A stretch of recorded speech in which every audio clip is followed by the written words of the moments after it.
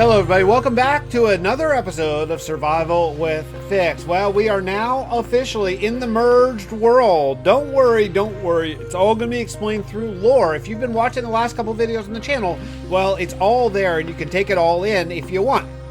It's the end, episode 213 of the Bedrock with Fix, and then 400 days. Oh my goodness, it's a phantom party. I gotta go sleep, go sleep. Oh boy, woo, that was close, okay. Now, as I was saying before I was so rudely interrupted by those phantoms, yeah, you might be thinking like, wow, Fix, you just took a lot of damage there. Yeah, I did, because I'm wearing iron armor because I just had to go get it, and diamond tools because, unfortunately, whenever I converted the world from my Java world, the way to do that, the way I had to do it, was I had to take my Bedrock world, convert it to Java, combine them all using MCA selector, and then convert them back into Bedrock, because I've decided that I want to play this world in Bedrock with the vibrant visuals and also, side note, I want to play with my kids. I have two boys who are 7 and 9 now and love Minecraft, and we decided that we want to play together, and I think I want to play with them in this world, so that would be a lot of fun. So, unfortunately, hey buddy, unfortunately all of my entities did not carry over, which means all of my items, every single thing in chests, all my villagers, yeah, they did not carry over. So everything you see now, every animal you see is spawning fresh, just like according to vanilla spawning rules. And I need to do a lot of work in sort of repopulating this world. So this is an episode 1 of sorts, though I think I'm going to keep the numbering continuous.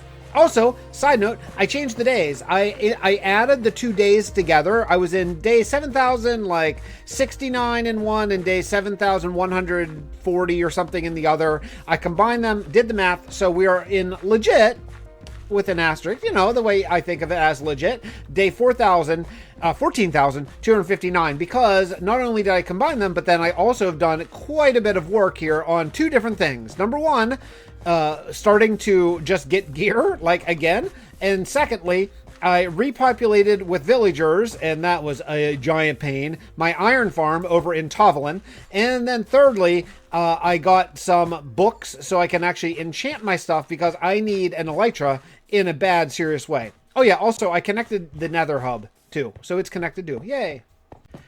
Now, in combining them, I had to make some decisions because Tovelin had its own spawn, and also, of course, here in Steelport was Fixtopia's world spawn. I decided to keep Fixtopia world spawn as 0, I think it's 0, 0, and then import Tovelin into it. Now, that did mess up some things, meaning that my Tovelin farms that were biome dependent, i.e. the Guardian farm, doesn't work anymore. In addition, somehow, the Guardian farm here, in this world, also doesn't work. So I don't have a Guardian farm anymore. I'm gonna have to build a new one, sadly and unfortunately for me. Secondly, I made some decisions. I will not be using a texture pack, as I've been sort of shying away from that in the past years. So I won't be using a texture pack for one thing. And then for another thing, I'm going to be pretty much using these vibrant visuals, unless they break, for the duration. I just think it's so beautiful and perfect, and Mojang just absolutely hit the ball out of the park with this unbelievable improvement. I've always been a shader guy, and to see that shaders as sort of Mojang, wanted it to be is just a wonderful thing. And thirdly, lastly, seventhly, eighthly, I don't even know where I'm at right now. I decided that I am going to not use my teleportation hub, and I know that I just built it, but I want to do this vanilla, so I want to actually take the time and make the Nether right. So let me show you the Nether and what's going on over there. Okay, so you remember this Nether that I've said how much I hate it so many times? Well, I still hate it, and we're going to do some work to this eventually. Not now, because what I did is I dug a further hole. So if you go this way, that's all the Java world, and if you go this way, this is all the Bedrock world. It's quite a journey. It's not quite a journey. I put it pretty close as I could, away from Steelport, but you know, Steelport is going to be a huge city at some point. That's sort of the goal. That's where I want to get. And since it's going to be a huge city, I didn't want to have it butting right up next to my very medieval Tovelin. So we're calling the Kingdom of Tovelin the old Bedrock world. We're calling it, well, Tovelin instead of a world, which will all be explained in lore. And right here, you see, these are the offshoots that go to the various Tovelin places. So if you haven't seen it in a little while, let me show you around. This is my beautiful, beautiful Tovlin. This is my Bedrock survival with Fix world, and I love it. I really do love it. I mean, oh, look at the water. Would you just check this out? It is amazing. I will say we're going to have some serious landscaping thanks to the conversion. As not in the kingdoms. In the kingdoms is all fine on both sides, but the area in between the kingdoms, that's not as good. We're definitely going to have to do some pretty hardcore landscaping sessions there, and that's okay. That's going to be part of the fun in having this one connected forever world. A real forever world. Not like some people who are putting up on YouTube, my forever hardcore world. Well, what happens when you die? That doesn't even make sense. That's not a thing. So I am truly making this 14,259 day world my forever world. Because it is. It's kind of two forever worlds that are now all combined into one giant world. And I'm so proud of it. And I love it so much. I mean, I love it. The Tovlin, I love the landscaping, the mountains and all that kind of stuff. And the Java world, I love all different parts of it. Like I love Frostmire Castle and the airship and Gabor and the theme park, the Fixxiverse theme park. Oh, I love that place too. I mean, I love so much of it. In the last episode of Bedrock with Fix, last kind of real episode, I was working on this pale oak farm over here because I need to work on the iron farm, which is the castle you can see just over there. I really need to work on it like seriously hardcore because when I built that place, I was using a texture pack and I don't use a texture pack anymore. And unfortunately, a lot of the choices that I made that were with texture packs are not really good choices anymore because the colors don't really work. Like, for example, I used a lot of end stone in that build because at that time, my end stone was a very moon gray. Oh, speaking of the end, I should say, I brought the Java end over along with us. So we have the Titan station here, but we lost the Bedrock end, and that's okay. The Bedrock end was going to be more work than it was worth because, again, the resource pack that I used when I built it was not close to vanilla, so that's okay. But, hey, we have this nice new pale oak farm here. It's very manual, but I think it looks kind of cool. I do want to make this really, really old and ancient and overgrown. I just haven't done that yet. I want to make it look, kind of broken down and stuff, but build it like regular, and then later we'll break it down. Also, I'm going to really need to look for drown too, because my resin farm is up there, and I'm going to need to find tridents because none of my tridents carried over, and I'm going to need quite a few trident killers in this world. Oh my goodness, quite a few. Yeah, okay, see what I'm talking about? I just did this one tower to make sure that it would look cool with the pale oak, like the strip pale logs, and it does, of course, but yeah, I really want this castle to be white, and pukey yellow color, not really exactly what I'm going for. But let me show you my iron farm, because I'm so happy that it's working again.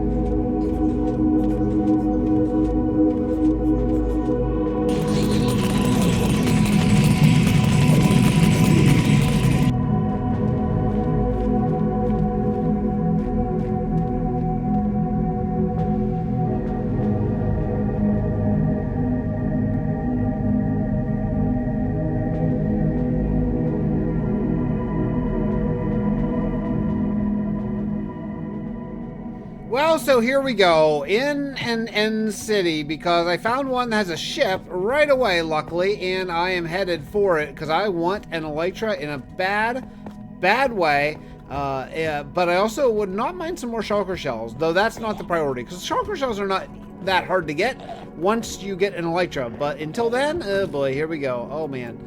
And yeah, blocking with my shift button is going to take some, look at that. What's going on here? There's hovering? Okay. Alright, oh boy, here we go. Okay, this is gonna be rough. Oh, baby, I think I got one right away, too. Yeah, baby. Oh, yep. But I haven't been hit in a while because I got a little greedy because I just saw the elytra and went right after. Oh, I got an elytra! Oh, man, everything changes starting right now.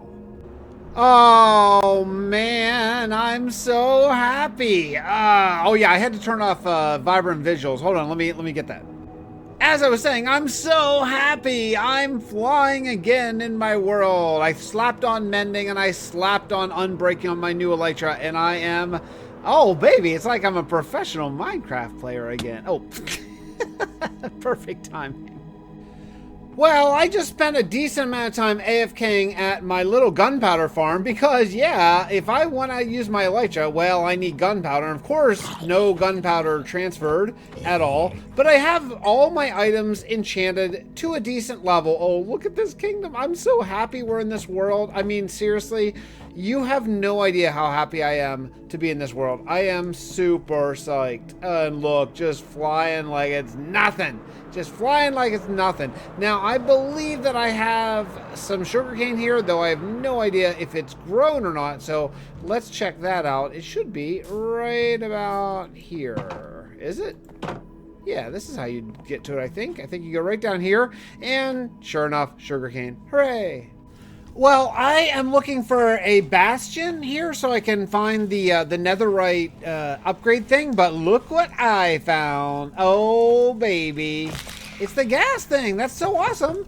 Yeah. Oh, this guy doesn't here. He doesn't like me taking his little baby, but hey, I found a soul sand valley. There's a fresh one. And yeah, I found right away. I found one of those. That's so awesome. I can't wait to like get them to grow into my new little buddy. But these guys are coming out for blood. They're not happy with me right now. I found a bastion remnant. I haven't checked in this chest yet, so I am really hoping that the very first chest I find has what I want. Does it? Does it have it? Yeah, it does. It has the netherite upgrade. That's all I need. I don't need anything else. All this other stuff can just go.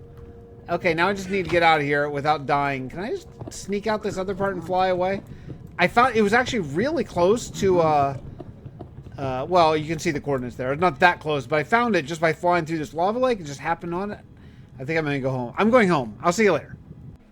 My goodness, the grind has been real. 40 ancient debris. Wow. I mean, seriously, it's been unbelievable. Look at the day count. 14,325. I don't even know where I was last time. Last time I recorded a segment. So, next thing I'm going to do is I'm going to go find the template that I have. I don't exactly remember where I put it. It's been days. Yeah, I don't know where it is actually.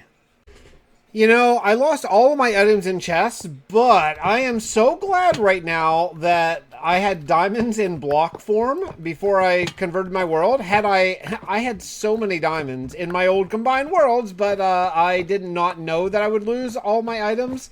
And, you know, to be completely honest, had I thought about it, I kind of did know that I would, but I just didn't think about it. So, I'm claiming ignorance / just didn't really consider it at all. So anyway, luckily I do have all these diamonds because I need to use them all up here to make the copy the smithing template. Every single one I want to get, I got to copy it. So we're going to take as many diamonds as I have right here. And I think you just do this. Oh wait, you know what? I need netherite too, or netherrack. Just like regular old, plain old.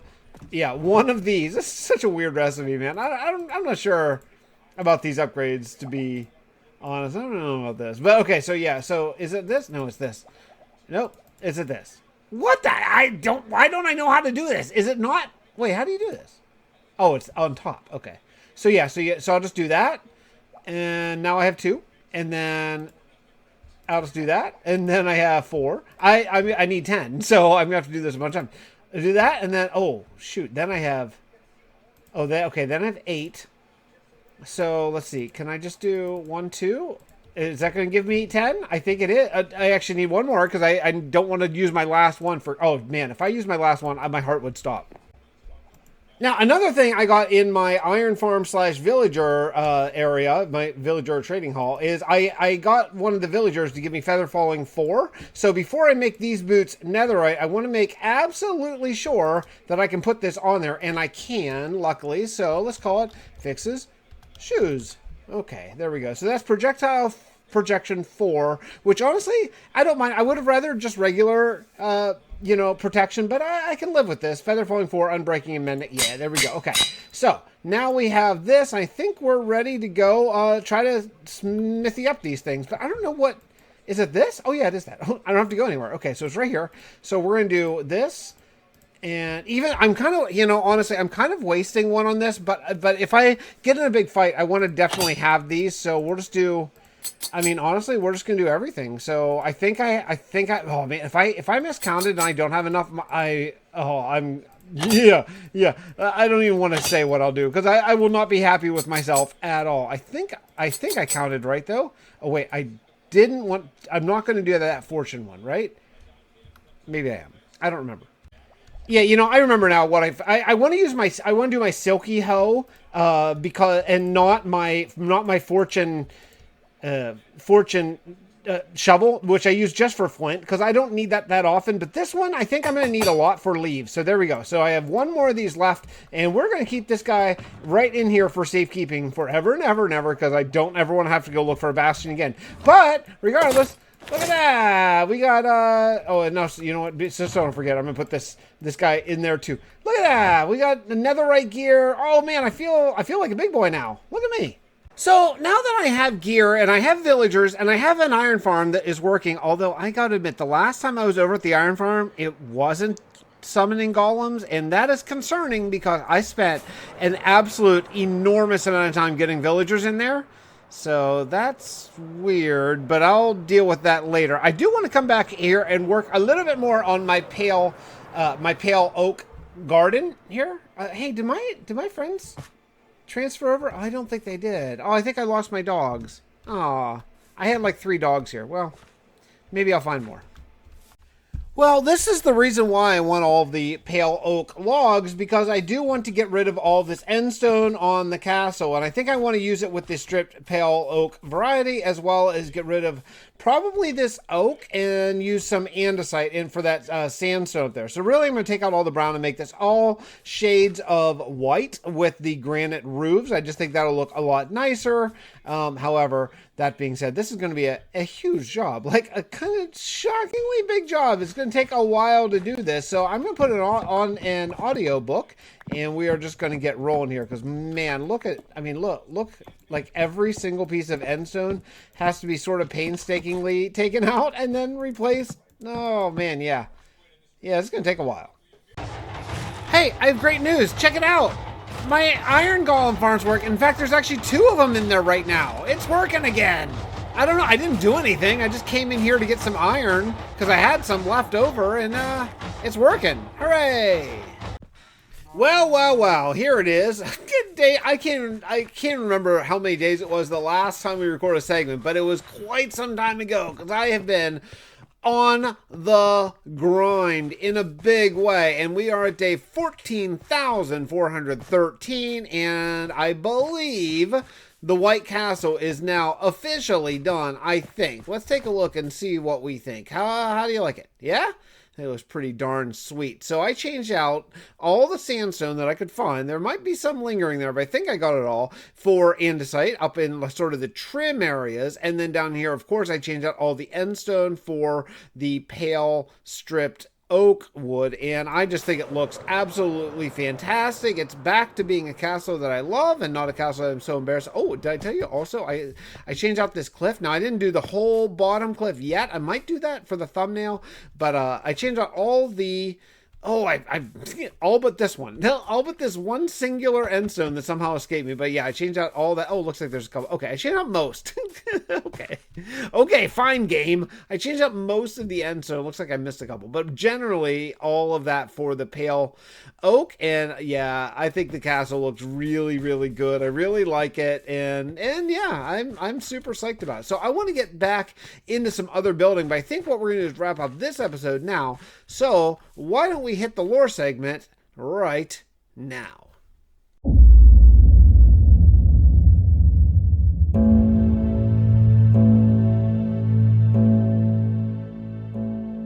My name is Agent Skeens, and I'm leaving this log in case someone someday finds it. Something very strange happened, and I don't know exactly how to proceed. I came to this world orbiting the opposite side of the sun from our planet of Fixtopia in hopes of building the infrastructure to combat the evil AI Cal who is coming in just under 3,000 days to destroy our world. I had been experiencing, glitches, getting worse and worse until something happened and I lost consciousness. I woke up in my old world, Fixtopia, but also Tovlin, my new world. Somehow the two worlds had merged together. I've spent days wandering across this new merged landscape and, well, I seem to be the only person left alive. Steve Tepic, Edwin, Captain Watt, and the rest, they're all gone. I may be the last person alive on this entire world.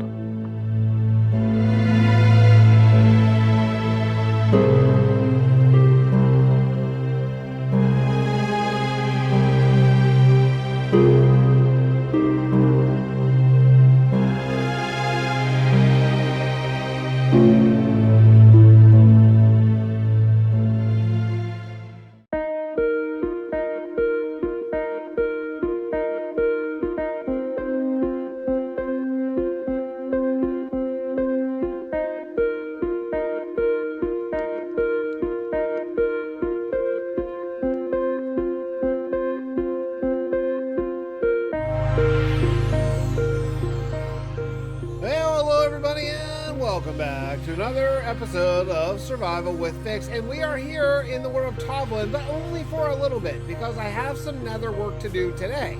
However, before we get there, my pickaxe is about to die, so let's head under the mountain to the old gold farm / zombie piglin farm and repair this sucker, and then we'll move on. You know, I love this Trident killer. I do. And I love that Trident killers exist on Bedrock. But this farm stinks. It is horrible looking, and it could be so cool because we are under a giant custom mountain. I started working on it where I filled in like this lake area and stuff. I just need to dedicate some time to it, but we're not going to do that today. Today we're moving on to the Nether because let me show you how horrible the Nether is. Yeah, seriously, look at this. This is my Nether, and yuck. I do actually need a little bit more ancient debris. I really could use 4 or 8 more pieces of ancient debris. So what I think I'm going to do is, oh yeah, that's right. I forgot gas spawned in this little area here. Oh, so many. Okay, right there in front of me. So I want to do 2 major things here. I want to expand this nether area here to make it at least as wide as my old nether area, and then I want to eventually expand the entire thing. But before we go any further, I want to check out and see, because all the biomes are kind of messed up in this world now since I merged them together. So I want to see if my nether fortress that I have this way over there from my old Java days actually still functions as a nether fortress, or if we're gonna have to find a new one and then tunnel there, and that will be, oh, that'll be a pain in the butt. But I need a boat to get there.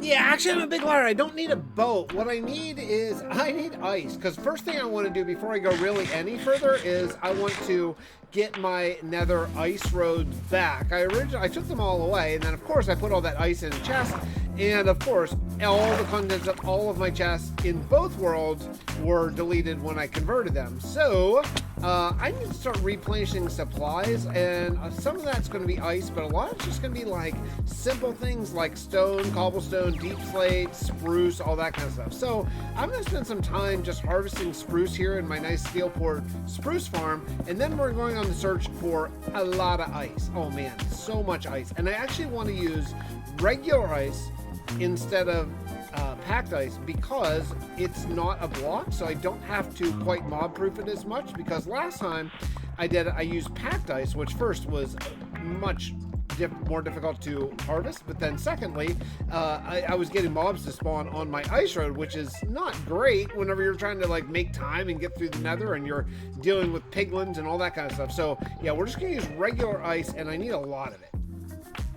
So I found this ice biome not terribly far away from where I've been living. Actually, it's pretty close to the old Guardian farm, which is something that we're gonna have to deal with at some point in the future.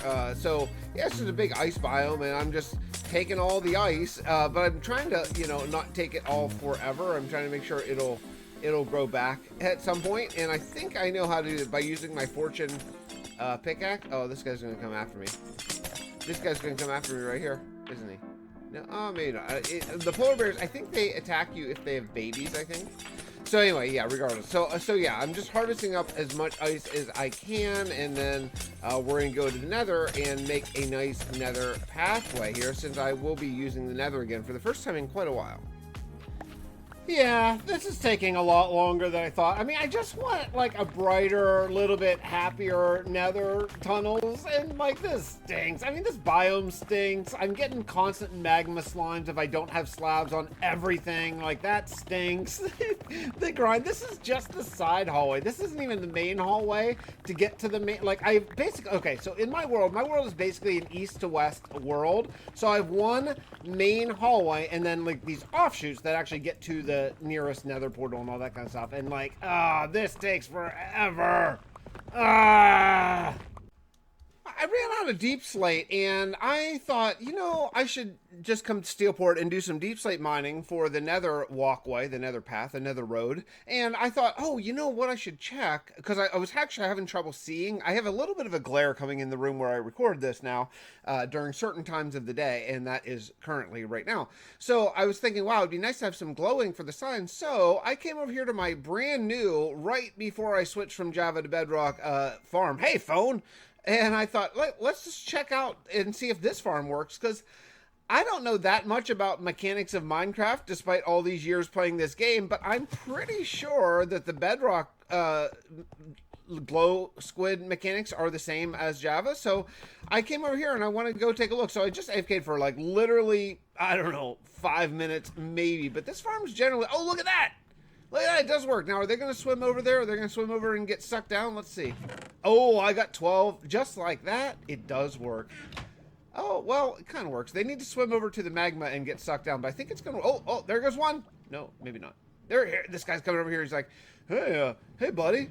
Hey, buddy, what's going on over here? Let me come over. Ah, yeah, now you're sucked down. Now you die. Now I get your glowing. Oh, that's awesome. That's awesome. Fantastic. Well, I took a little bit of a break from my absolutely endless work on the Nether tunnel system. I'm laying down ice, and my goodness, it is really far. But I decided to take a break, and I wrangled up some frogs. Now, fortunately, with all the mobs in my entire world dying, whenever I transitioned it over, everything's spawning again. So it was actually pretty easy to find frogs, as they were all spawning fresh in the various hot, cold, and warm biomes. And since everything's hooked up now to the Nether system, although it looks hideous, but it is actually technically hooked up, it didn't take that long, actually. Secondly, wandering traders spawn all the time in Bedrock, all the time, like constantly. So I am drowning in leashes already. I don't want to really talk about how, but let's just say I have a lot of leashes.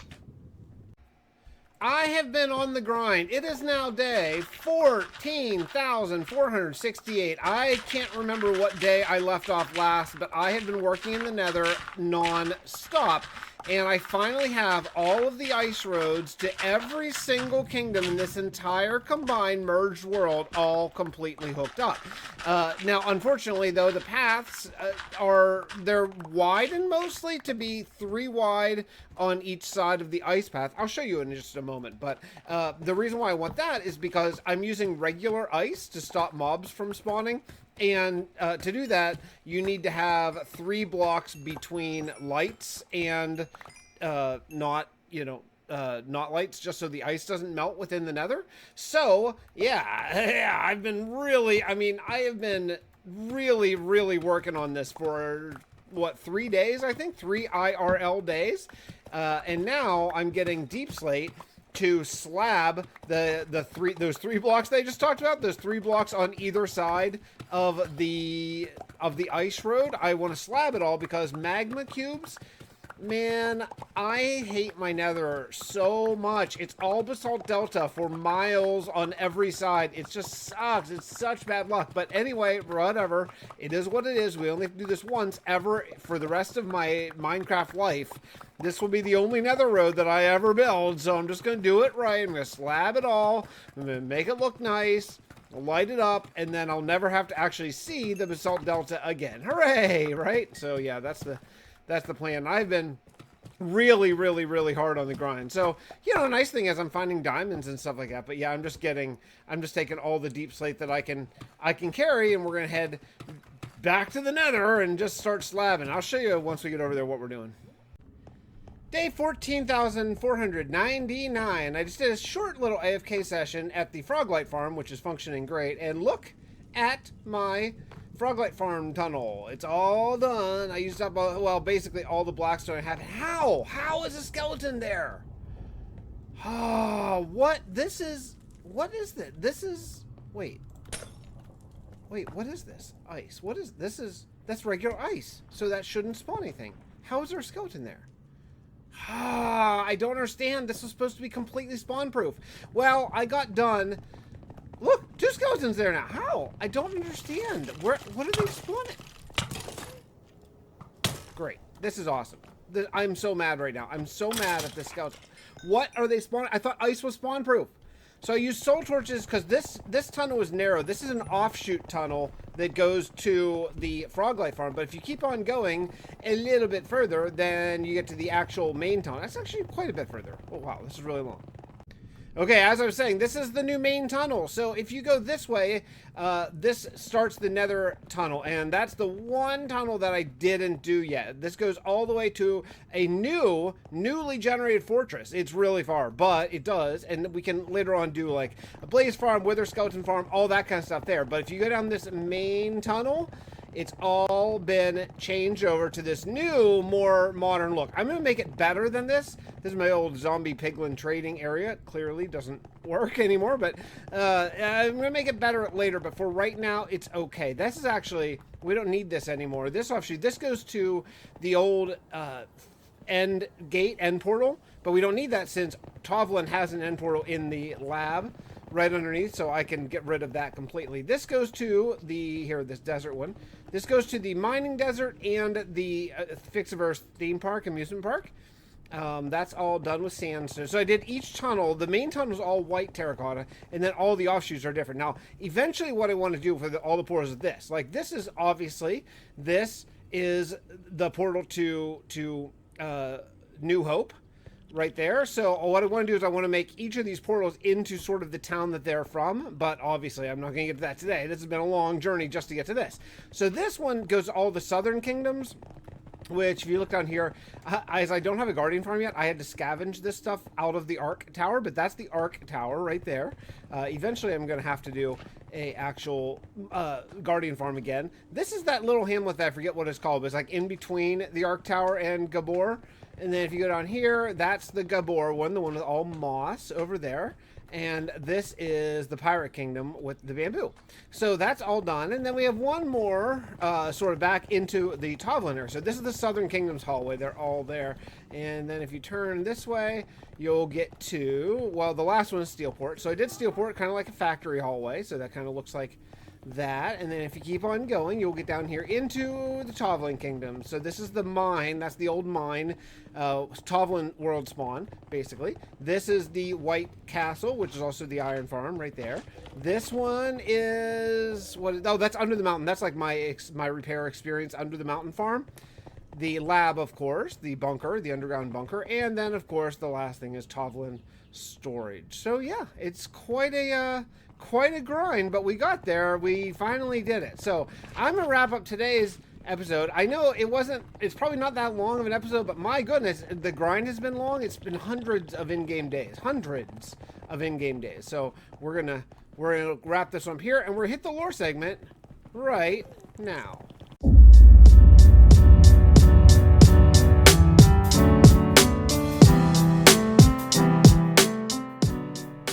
I've managed to make contact with Tracy. She is as confused as I am. It seemed everyone was on the planet of Fixtopia, then in a moment, they simply vanished. And around that same time, sizable chunks of Tovlin appeared here. She did manage to clear something up for me though. The orbits that Edwin used weren't exactly quite right. When he brought the planet of Tovlin back from the dead, he set it on the opposite side of the sun in a synchronous orbit with Fixtopia, but it was moving just a bit too fast. Eventually it would have caught up to Fixtopia and collided. Tracy, our old ship's AI, has been searching the sky for that planet and it seems to be gone. Someone or something seems to have intervened. What happened to all the people on both planets, however, I have no idea. In fact, I have no idea where to even start looking. Time is running out.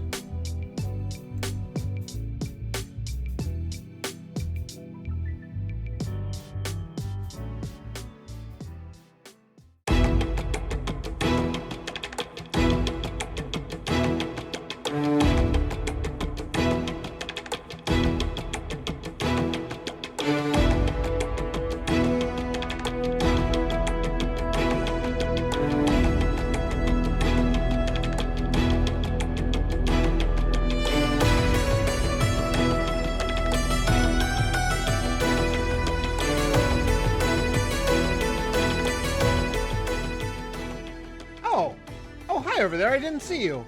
How's it going today? Welcome to my world.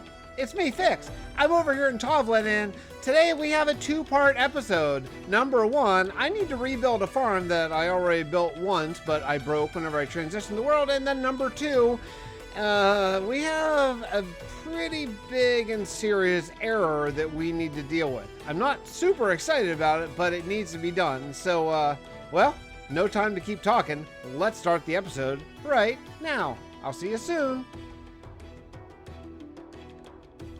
So what are we doing out here? Well, we're going to start the first of the farms. At least I haven't decided yet at this point that I'm recording this if we're going to do multiple farms this episode or just do one and then, you know, do another one in the next episode or whatever. So I'm near the Fixxiverse theme park and I want to look for a very specific thing. I want to look for a drowning spot because I want to do a Trident farm at least first. Now here's the thing. Because of this world conversion thing, I don't know what biome I'm technically in right now, and I don't totally know how to figure that out either, because I want to do an underwater Trident farm, so I need to, I don't know, I need to figure out what biome I'm in right now, and go from there, but I don't really know how to do that. Well, I definitely found an ocean biome here because a drowned are spawning, but what now I'm looking for is I'm looking for the center spot between two drowned spawn areas, I guess. And I don't know of any better way to find this than just sort of look, wait for them to spawn, and then what I'm doing is I'm waiting for them to spawn, and then I'm marking, if I see more than one drowned, then I'm marking the spot with just like a sandstone block to sort of mark the center of my drown farm area. So that's just one, so I'm not gonna mark, but there's like one right there. And then if it happens again, if it happens one more time, then I'll know, okay, that must be it. So I'm just waiting, but so far I have two spots marked where I've had multiple drowned spawn, but I've never seen them just pop in. I just noticed them after they're already there.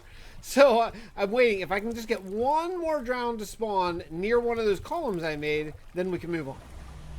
Oh man, I just missed recording, but I found it. See those three drowned? Look, right there, three drowned. It's this one, not this one, not this guy. This guy's got to go away so I don't get confused. It's this guy over here. Oh yeah, I actually saw them spawn finally after really like a ton of searching. Also, side note, I think I have two or, what do I have? Yeah, I have two tridents from this and some nautilus shells too. This is it. This is the spot. So right here, boom. That is going to be my farm location. Now, I need to actually watch a tutorial. I'm doing a JC Plays Bedrock tutorial. I just don't know Bedrock mechanics that well, so I'm going to follow this tutorial. Underwater, I got to play with the vibrant visuals off. It's just a little hard to see underwater, so that's why they're off right now. But you know what I love about it? I can see so freaking far. Look at this. I love, you can see the Arc Tower, Sand go over there, the amusement park. So awesome. All right, I'm gonna get building. All right, so this drown farm doesn't really work at all. I AFK'd here for a good while and got absolutely no drown here. I thought this would work great, and well, I thought wrong. It doesn't. So unfortunately, even while I was just coming here to record this bit, I saw two drown fall in, and they didn't even make it down. I don't know where they went, but they, yeah, I don't know, maybe they died from the fall, whatever. So yeah, it just doesn't, barely any drown, like, fall. Like, I was here for quite a while, and I got none. Zero. I even brought a freaking turtle, it took forever. Yeah, so this isn't great. That's not a great, solution. So I don't really have another plan I need to work out. Well, I have one idea that I'm not crazy about, but I think it might be our best bet. Hey, look, I'm back in the Nether, and you might check out my day count, and you might further check out my levels, because I made a Guardian farm. I was looking for a place to do a Trident farm, and I killed enough drowned that I got actually a bunch of Tridents. Drowned drop Tridents like crazy in Bedrock. I kind of forgot about that, but I might not actually need a Trident farm, and I certainly don't for now. So since I was getting Tridents, I decided, well, I'll just do a drown farm now, and then while I'm building it, I'll keep on killing drown. I mean, I meant to say I'll just do a guardian farm, and I'll keep on killing drown, and I'll keep on getting tridents, which I did, and I did. So yeah, so it actually works. And now I am making a pathway to it, which actually I just passed. I need to figure out exactly where I'm going to break into the wall, and we're going to build a new nether path. Yet another, oh man, yet another nether path. Looks like it's going to be around here. Okay, I got my nether portal dug, and this is the place, this is the guardian place. Now, this whole thing works on those trident killers, so you don't actually have to do anything, which is pretty freaking nice. And yeah, you can just see they're all working on there. This is a Silent Whisperer design, who I've been watching a lot of since I converted over to Bedrock. And yeah, it seems to work pretty great. Like, it fills these up. I've already emptied these once, and they are just filling up again. So, I am now going to go and get some ice. I need ice for my nether hub, and I got to decorate the hallways. It's still a long process going, but hey, man, we got an actual trident farm going. That's pretty sweet.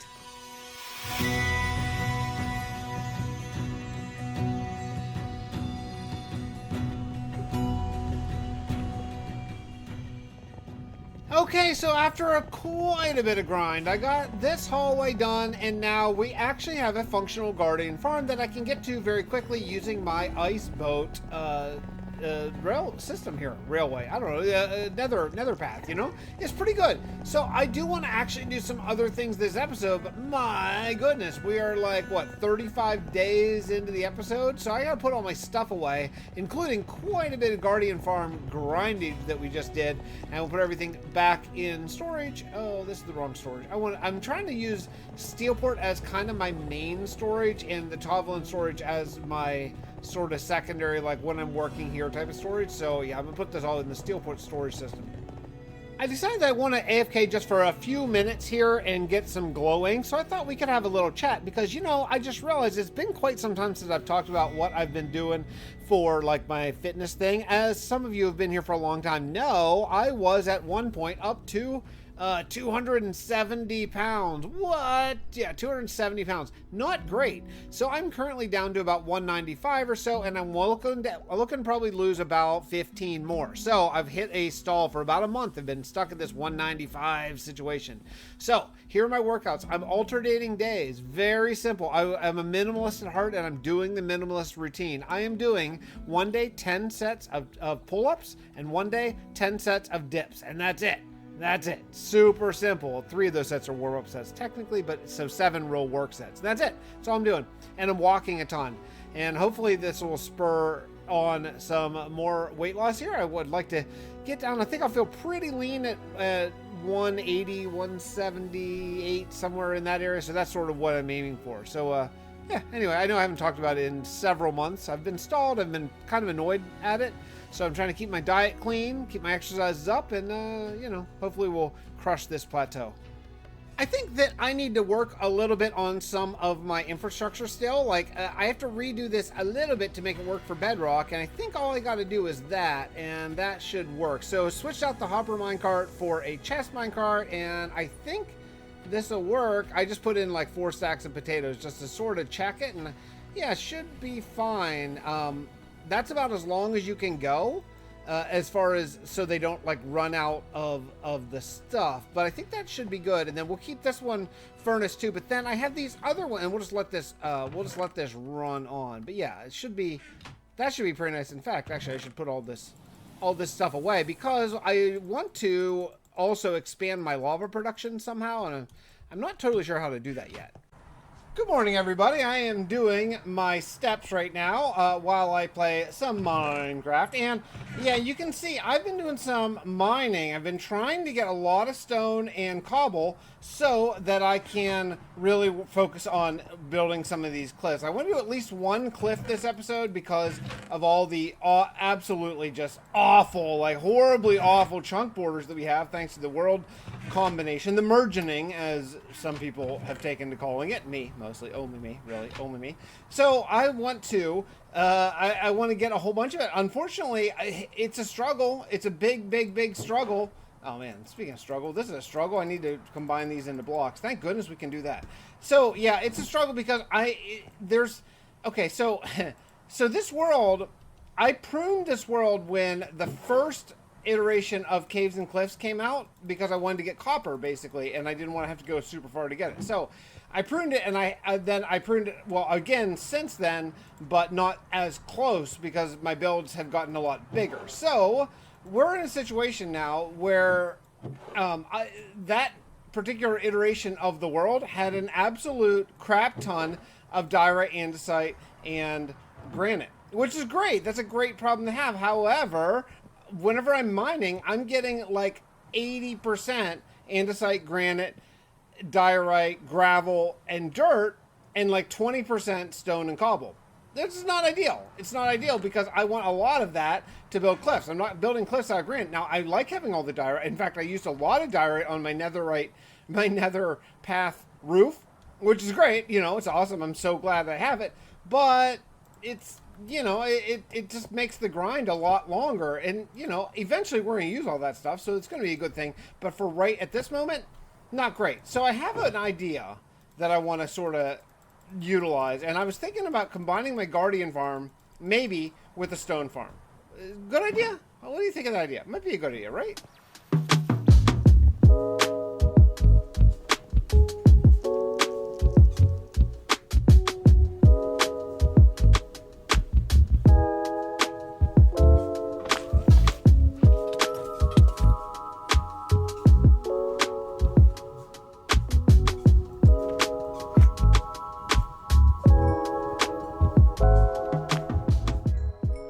Some work here at the old guardian farm, and actually you can see my tools have already refilled and they were pretty much dead. So I did this little bit of a smooth stone generator here, and I can just stand here. There's hoppers underneath, a couple rows of hoppers actually underneath for overflow protection, because if I AFK here, then I can, you know, not waste any stone. But the good thing is, check out my tools. My tools are instantly repairing because I'm standing within where all this experience is just flooding in. So while the guardian farm is on, not only am I getting smooth stone while I'm doing this, but I'm getting all this stuff too, which is super duper sweet. I just did this little area for four shulkers. This fifth one doesn't actually get anything, so it's 4 shulkers worth, and I'm getting, as you can see, you know, some stone, not a lot. The fourth one doesn't get a lot either. Really, the first 3 are what are getting the bulk of it, and it's pretty cool because I actually want like kind of a 2-to-1 stone to cobblestone mix, and that seems to be what I'm getting naturally with this. I don't really know why. Like, I feel like I should be getting, I don't know why I'm getting that. I'm getting, well, actually, I don't know, maybe 50-50, but I'm okay with 50-50 as long as there's a good bit of stone and some cobblestone. That's just extra fun. So I can stand here, safe from phantoms, and the only thing I need to figure out now is how to hold my mouse button down. So I'm thinking this is like 1999 put a book on your mouse button style stuff, unless I can find some sort of, I don't know, auto clicker or something. I did a little bit of an AFK session with a auto clicker there, farming my stone and cobblestone, and I'm ready to actually build a little bit of cliff. I'm just going to go simple. I just want to cover up these chunk errors so they're not so glaringly obvious, and we're going to start at Steelport because I think that is probably the area that I want to work on kind of next. So let's head to Steelport.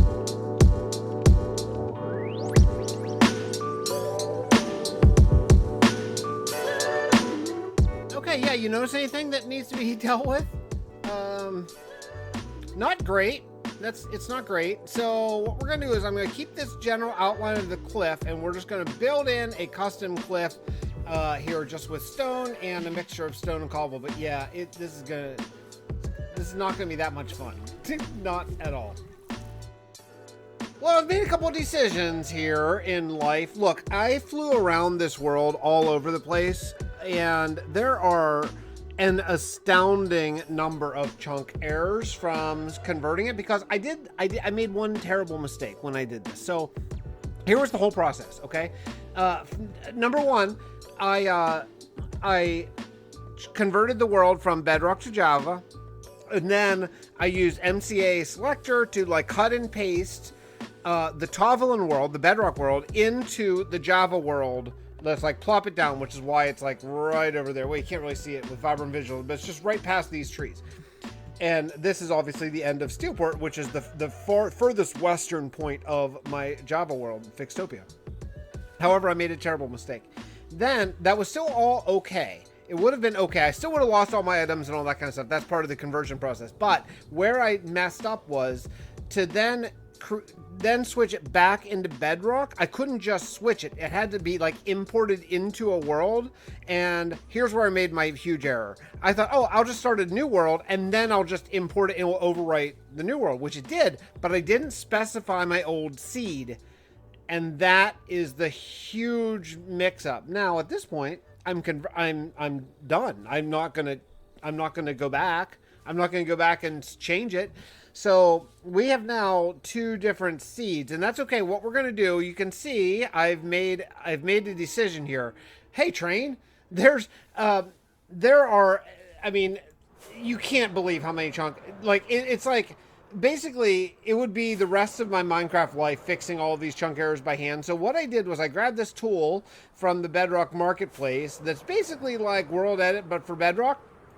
And I just made these mountains here, like these cliffs, and they look terrible right now, but they'll look better over time. And I'm going to show you in the next episode how I dealt with it, because this was like, this whole thing right here was just a flat wall up. It would have been like forever. And if it were just this one, I would have done all by hand. The problem is it's not just this one. It's like this one and like maybe 40 more, maybe. I mean, like an amazing number, like a huge number more of these cliffs, and I just can't deal with that. So I'm just going to be using that tool. I think it's called World Builder in the Bedrock Marketplace, and it's like I've barely scratched the surface of how much it can do. And then what I'm going to do to make it still feel legit and all that kind of stuff is I'm still going to come in here by hand and do the texturing of the edges here. So that way I'll just build the cliffs with the cheater tool, and then I'll come in by hand. And I did all this just with grass and coarse straw. I'm actually out of grass currently. I have to go mine more grass, but and make it kind of look like that, because I made another decision just about sort of this world and what I'm doing. In fact, actually, here, let's go up here so we can just take a look at just the whole general thing. Boy, oh boy, I hope they let us change cloud height at some point. My cloud height needs to be up quite a bit higher. So here's the thing. Wow, what? All the water's gone. That's weird. There is water down there. I don't know why Vibrant Visuals is not rendering water. Well, we can really get a good look at it. So originally I was going to build the city here and then just go along this, but I don't know that I'm going to do that for sure now, because I don't think you want to see the city from Tovlin that much. I don't know. So I might make this all sort of nature or something that's going to kind of block Steelport from Tovlin. I haven't totally decided, but that's sort of my gut thinking. You have to let me know what you think. If I should extend the city kind of around this is the prison. If I should extend the city around the prison like a horseshoe, like to this whole area, or what? I don't know. I could see it either way, actually. But either way, I'm going to texture all of this with coarse dirt and grass the whole way up to that mountain, snow cover the mountain all by hand, and do all that in between episodes. So we'll see you in the next episode of Survival with Fix. The merging is real. I need more potatoes to eat. And I'll see you all in the next episode. Thanks so much for hanging out with me. And I hope you don't mind that I'm a big cheater face. And I'll show you how it works next episode. So yeah, we'll do it then. Bye, everybody.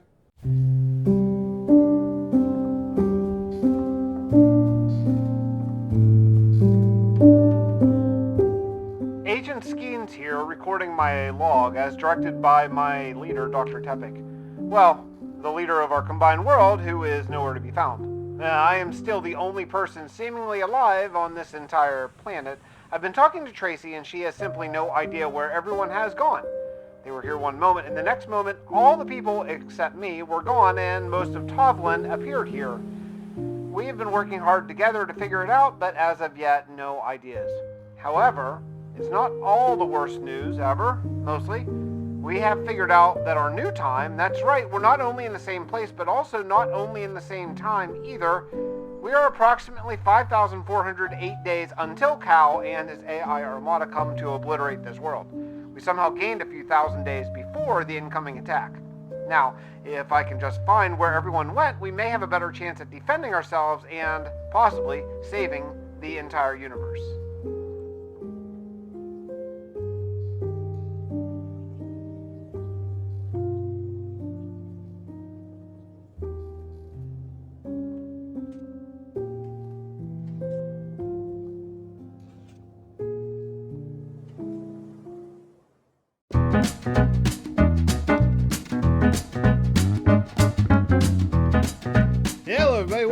to another exciting episode of Combat of Minecraft Survival with Fix. Today is officially day 14,000. My goodness, how many mobs are here? Holy, they were having a rave. They were having a rave. The sun took them by surprise. It's day 14,600, and we only have 5,400 days until the evil AI Cal and his armada come to destroy this very world that we're standing in. Well, today we have a different plan of source. We're going to be working in Steelport because I have been working way over there in Tovlin, which is actually not that far. It's just right past the horizon there. And I want to get back to Steelport because there's a couple things I need here in Steelport. Number one and foremost, first and foremost, I need a way to repair my tools here in Steelport. And secondly, I have some terrain issues to deal with. So you can see I've been taken off the top of this mountain because we're going to do a little bit of a building up here, I believe, and then the terrain issues. Let me show you. So last episode, we started fixing some of the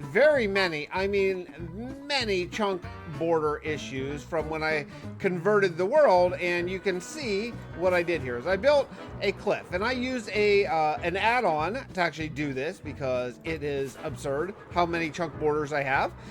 It's basically, it would be a full-time job for the rest of my natural life to fix all of them by hand, and so it's just, I just don't have that kind of time. And I figured since I already use a mod to bring these worlds together in the merging, why not just use a mod to actually start to fix it? Now, I'm going to be fixing all the rest of this by hand and making it look beautiful and all that, but because I went to look custom and everything, but at least I could lay out like just the basics here with that mod, and it worked pretty well. So let me show you what I'm thinking about first for the terrain. I started it right over there. We're going to do a little bit of just grass and coarse dirt hodgepodge, and then we're going to plant it and make it look nice as far as the cliffside right over here. So I started this, and I have a lot more to go. So before we really get started too much into this, I actually need to go get more gravel.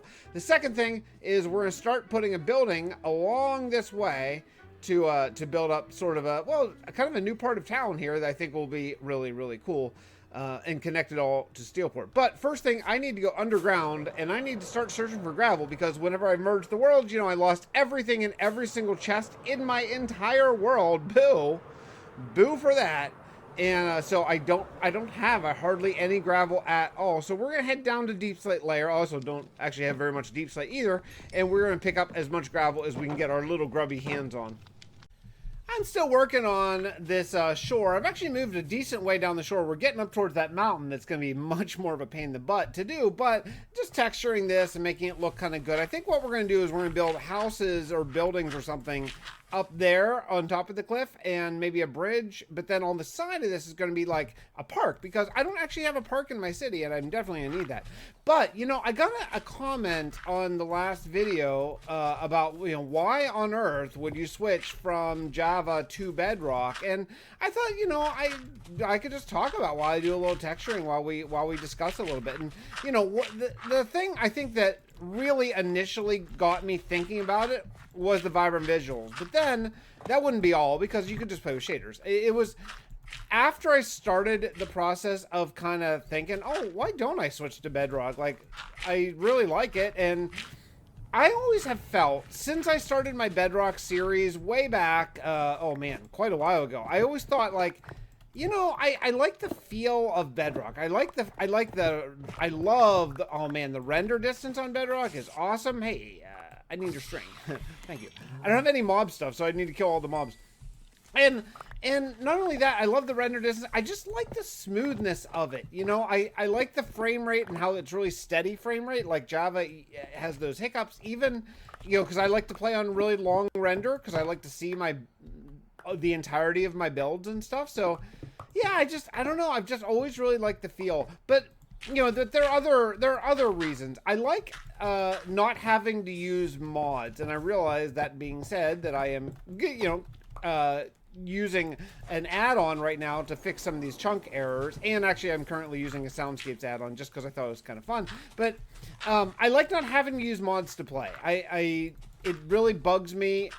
It's always kind of bugged me in Java how many mods you need to get a really smooth frame rate with long render and all that kind of stuff. I like just the idea of just sort of playing the vanilla game as it exists And with Bedrock, you can just do that. You know, it's nice. But probably the biggest reason of all of them, of all the reasons that I have, is my kids play Bedrock Edition because, and they actually play Java now too on their computers. But when they're visiting their mom, when they're over at their mom's house, they have their Switches or their phones and they play Minecraft. And I thought, well, you know, I could have them play in this world and we could all play together and that would be grand. So that was the biggest reason. That was easily the singular biggest reason why I switched, was the thought of being able to play with my kids whenever they're not here with me was really, really, really appealing. So, yeah, so that's pretty much it. But yeah, just like the pure vanilla game, you know, now that you can play with vibrant visuals, because I've always been a shaders guy, so being able to have sort of the default,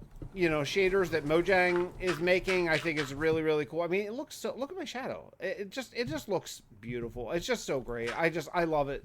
I love it so much. And yeah, so there are probably a few other sort of background reasons, but you know, getting to play with my kids and the smoothness and just vanilla and not having to use mods, those are easily the biggest reasons. Well, I need to get some, what do you call that kind of leaf thing that you can stand on, but like whenever you stand on it, it collapses? I don't remember what that thing's called, but I need to get some of those. So I've been checking the last couple wandering traders who have spawned, and no dice yet. But I was thinking, I do know of one Lush cave in this world, and that's near my pirate kingdom. So I took my Nether hub out to my pirate kingdom, and then I remembered, oh wait, hold on, in addition to the pirate kingdom, I need some terracotta. So I'm replenishing some of my terracotta, and then I'm gonna head over to the Lush cave and see if any of those dripstone things transferred.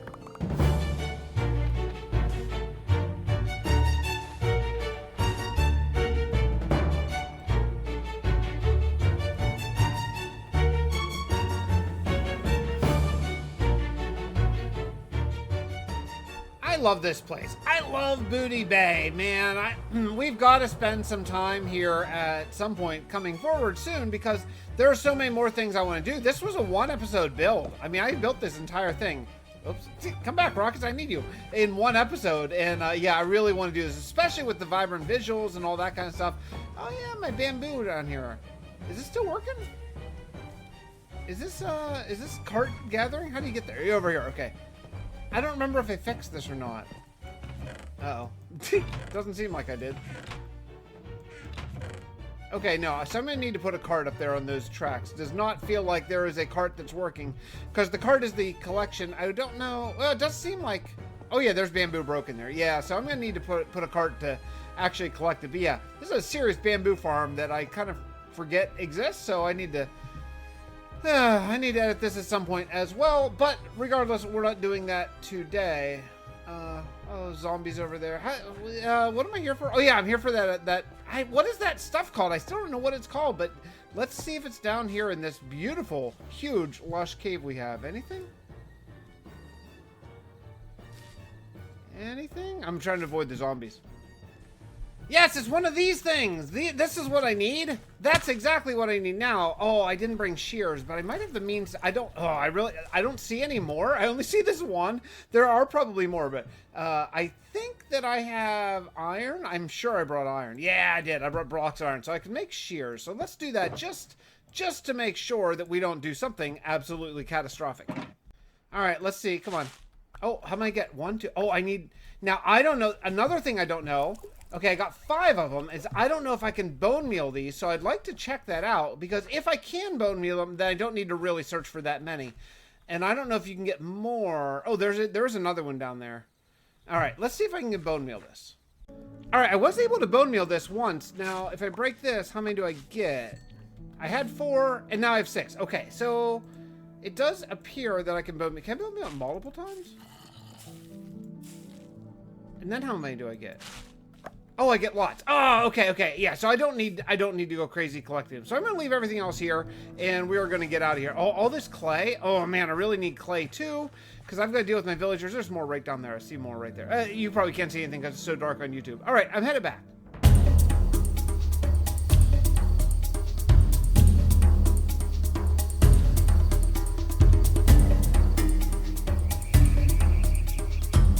So I came over to Gabor because the next thing I want to know is I want to know if this stuff plants on mud. And it does. Okay, that changes things a good bit because now I can gather up some mud. I don't need that much because mud, if you remember from your Minecraft 101 class, is a transparent block, and with that means hoppers can pick up directly from it, and that is going to influence the next build that I work on. So we're going to let some of these trees levitate. I'm trying not to. I'm trying to keep the trees sticking up here, but I don't need that much mud because I don't know how big I can build this. I don't think it's that huge, but this whole next little farm that I'm going to build in the Nether is going to require mud as a base, so we'll start there. So here's how this farm works. Apparently, I learned this from Silent Whisper. There's gas everywhere. There's gas everywhere. They're so mad. They're so mad they can't shoot my face. So apparently that every time you go to the Nether, if you put down one of these plants, I'm going to figure out what they're called. They're called drip leaves. If you put down one of these drip leaf plants and put sand on top of it, every time you go to the Nether, the sand will double. So I'm thinking I'm in this Nether hallway constantly as I move back and forth between the worlds. So every time I come here, I'll get this amount of sand, right? I mean, that seems good. So what we're going to do is we're going to build a drip leaf area right here. Now, I do have a little bit of a problem is I need bones. I'm going to have to go manually harvest those because I don't have a mob farm that currently works yet. So I'm going to have to work that out. But what we're going to do is we're going to break into this wall. I'm going to put glass down right away, which actually I don't have. So I need to go back and get glass. But I'm going to put glass down just so I can build. And whenever I am traveling here, I'm not getting shot by any gas that spawn because that sounds like a bad time.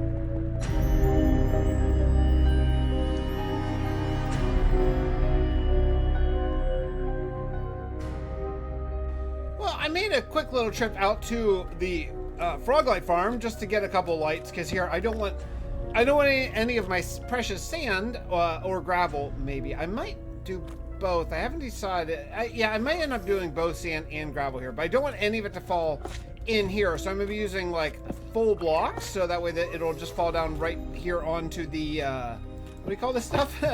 Whatever this is. This is temporary. I almost forgot. The mud, you know, so that way everything should work fine. So all of this stuff is going to break. Oh, man. I had to go repair my tools. That's why I'm all discombobulated, because my tools were just about to break, and I really don't want to have to make new tools again. So I want a ceiling on this place because I am so tired of magma creams or magma cubes or whatever those magmas are. I'm so tired of them. They stink, and they're in my way all the time. I really hate them. I have my little room set up here, and believe it or not, I'm actually getting I got a magma cube to spawn. I don't know where he spawned. As far as I knew, mud was not a spawnable block, but once I put down the drip leaf, it should solve that issue.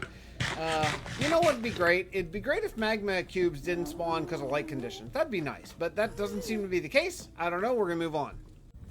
So I actually had to come to a Soul Sand Valley, and dude, I had to turn off Vibrant Visuals because holy crap, I don't know if it's just this preview or what, but Vibrant Visuals has changed the way that Soul Sand Valleys are. It is so dark. It's just like completely black.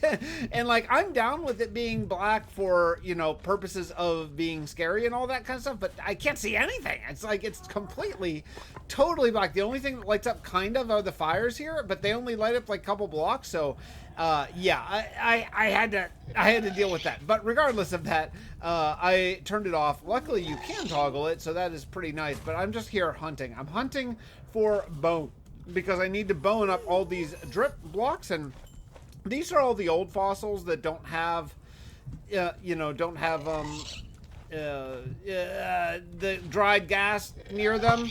So I'm just going to go ahead and take them down. And also, it looks like we have plenty of skeleton spawns. I'm trying to do the thing where I can, like, I shoot... Okay, hello, where are you at? Oh, you're way up there. Okay, yeah, right. Okay. I shoot them and then I switch very, very quickly to my sword. And if I can get to my sword before the arrow hits, I'm pretty confident that I can get looting. How did I miss this? Seriously, how did I miss that? Yeah, you jerk. Leave me alone. I'm talking to my friends. Okay, let's see if I can... I don't know. I seem to be getting, like, basically 2 bones every time, no matter what. But I'm trying my best. This is weird. This isn't my tunnel. Is he here? Yep. Right in the middle of the wall. Alright. That was super odd. Alright, I'm heading back to build. Alright, so the next thing I need is I actually need a little bit of cobblestone. So I have this little cobblestone generator or smoothstone generator. So I'll just use my fortune. And actually, I don't need to do it much because I think, in fact, already I probably have some. Oh, yeah. Yeah, I have lots. I must have AFK'd here for a little while. So yeah, I just need a little bit of this just for some levers, and then I think I'm just about ready to... Oh, you know what I need? I need sand. Okay, let's go get some sand. Okay, well, now it's time. I did not try this, so now it's time to see if this works. Okay, that seems like it worked. And then all gets swallowed up, so I can just do this, like, a few times. And then... hopefully I should have a lot of this stuff, at least enough. I don't know how much I need. Well, I've made a terrible mistake here that is going to be rectified. It's going to be not that bad to rectify. However, this doesn't work because the levers lock the hoppers underneath the mud. So it doesn't work. Okay, I have another plan. Let me work this out. Okay, I think I figured this out, and the key was putting the levers right on the sides, because I think that will lock the plant, but not the hoppers. So, I had to reduce the number by half to keep them away from solid blocks, because they were phasing into the blocks. Now, here's going to be the test. So, first thing I'm going to do is empty out this chest, the collection chest, and see how much stuff I get. I have some things from testing, but let's find out. Well, I don't know. I don't know if this was patched or if people are just liars on the internet. But, I mean, look, so they all just went down to basically 1 block. So, I mean, yeah, like, I think I'm getting more than what I started with. But I have to replace it each time. So, like, it is a duper, technically. But I thought it would just be, like, free and not, like... crappy. You know, I don't know. So maybe who knows, maybe this whole experiment was for nothing. But yeah, I mean, look, I don't think I'm... well, you know what, let me test. I'm gonna wait till this all fills up here, and then I'll go out of the nether. Oh, it's already done. Okay, I'm gonna take all this. I'm gonna leave these just 1 block tall, except for that 1 column that's 4. Leave the nether and come back, and let's see. I'm growing skeptical of this whole plan. So, it's weird, because I am getting blocks, but they're all staying on top. So I'm getting more blocks for sure, but they're all staying up on top of these, which is, like, not helpful at all. So I'm not really sure what you know what? I just had an idea. There was a mob vote winner some time ago. Could I use... oh, gee, I'm crawling on the block. Could I use an allay for this? Okay, I'm going to put all these in here. I am going to do some investigating on that. I wonder if they would work to pick up these blocks. Because then I can just leave it 1 block tall and they'll just go get them for me? Yeah? Will they do that? I don't know. Let's go see if we can find 1 or 2. I actually found a pillager outpost right by Tovlin, by the Bedrock world. Unfortunately, and really unfortunately, be prepared for some unbelievably bad chunk errors. Oh my goodness, I have so much work to do. Look at this. Oh, look at all that. Oh, it's so bad. It's so terrible. Oh man, this is just going to be so much work. It's going to be so much work to do all this. That's okay. It's going to look great. It'll look better than before. But, oh my goodness, so much work. But, right around, where is it? Is it around here? I found it. I found it, but then I had to go get, like, leads and stuff, because I think I need leads to move. There it is. I need leads to move these guys. So I'm going to grab these allays, and then we're gonna head for, I think we can make it under the mountain from here, and then we'll try to take that nether portal. But yeah, this could be a little hairy. Okay, it actually not hairy at all. but check out, there's allays right here, right here. This is not bad at all. We can just break these dudes out. Hey guys, you want to hang out with me? Here, check it out. Yeah. Oh wait, what do you? Oh wait, I can't. What? You just took that? Oh, there we go. Okay. Wait, where'd the other guys go? Oh, no, no, no! Don't shoot my allays! Don't shoot my allays! Don't shoot my allays! Okay. Oh man, this is good. This is gonna get scary. Oh no, jeez, I'm gonna shoot them myself. Okay, I don't know, man. We're escaping, but they are so far away from me. I'm so worried that my leads are gonna break. I'm gonna lose them because I need them to be able to breed. I need to make sort of an allay sanctuary at some point, but. You know, I don't know where I'm going to put it. Maybe under the mountain. I don't know. I need to figure out how to get these guys home and safe. I don't know where the next nearest place would be if any of them die, so they need to live.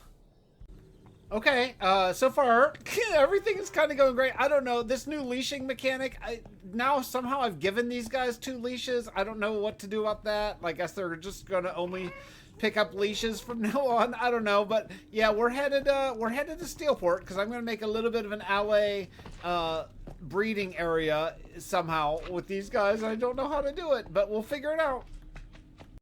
Okay, so I think the first thing I got to do is I got to play a record. So I'm going to play this record. Okay, hey buddy, you hear that? You dancing? Looks like maybe you're dancing. I can't really tell.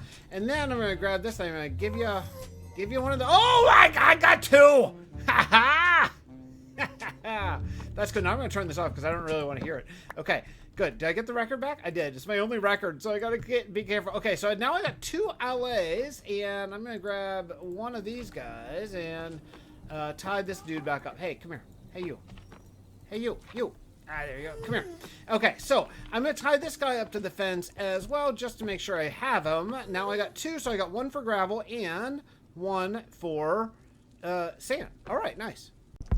Okay, at only the cost of hearing this super annoying, crazy annoying beating sound, which I may need to get some sort of add-on or something to bring that down. But yeah, other than that, this is actually working great. So let's phase out and phase back in and sort of watch the magic happen. I have the allays boxed in there. They can't get out, luckily. Now, let's check it out. Yeah, and here it is. So I am getting this many sand because the sand are not depositing down here. So I'm getting this many sand. I would imagine I'm getting about the same amount of gravel. So like every time I come through the nether portal, like stack and a half, that seems pretty great. I think it's about that much anyway. I think.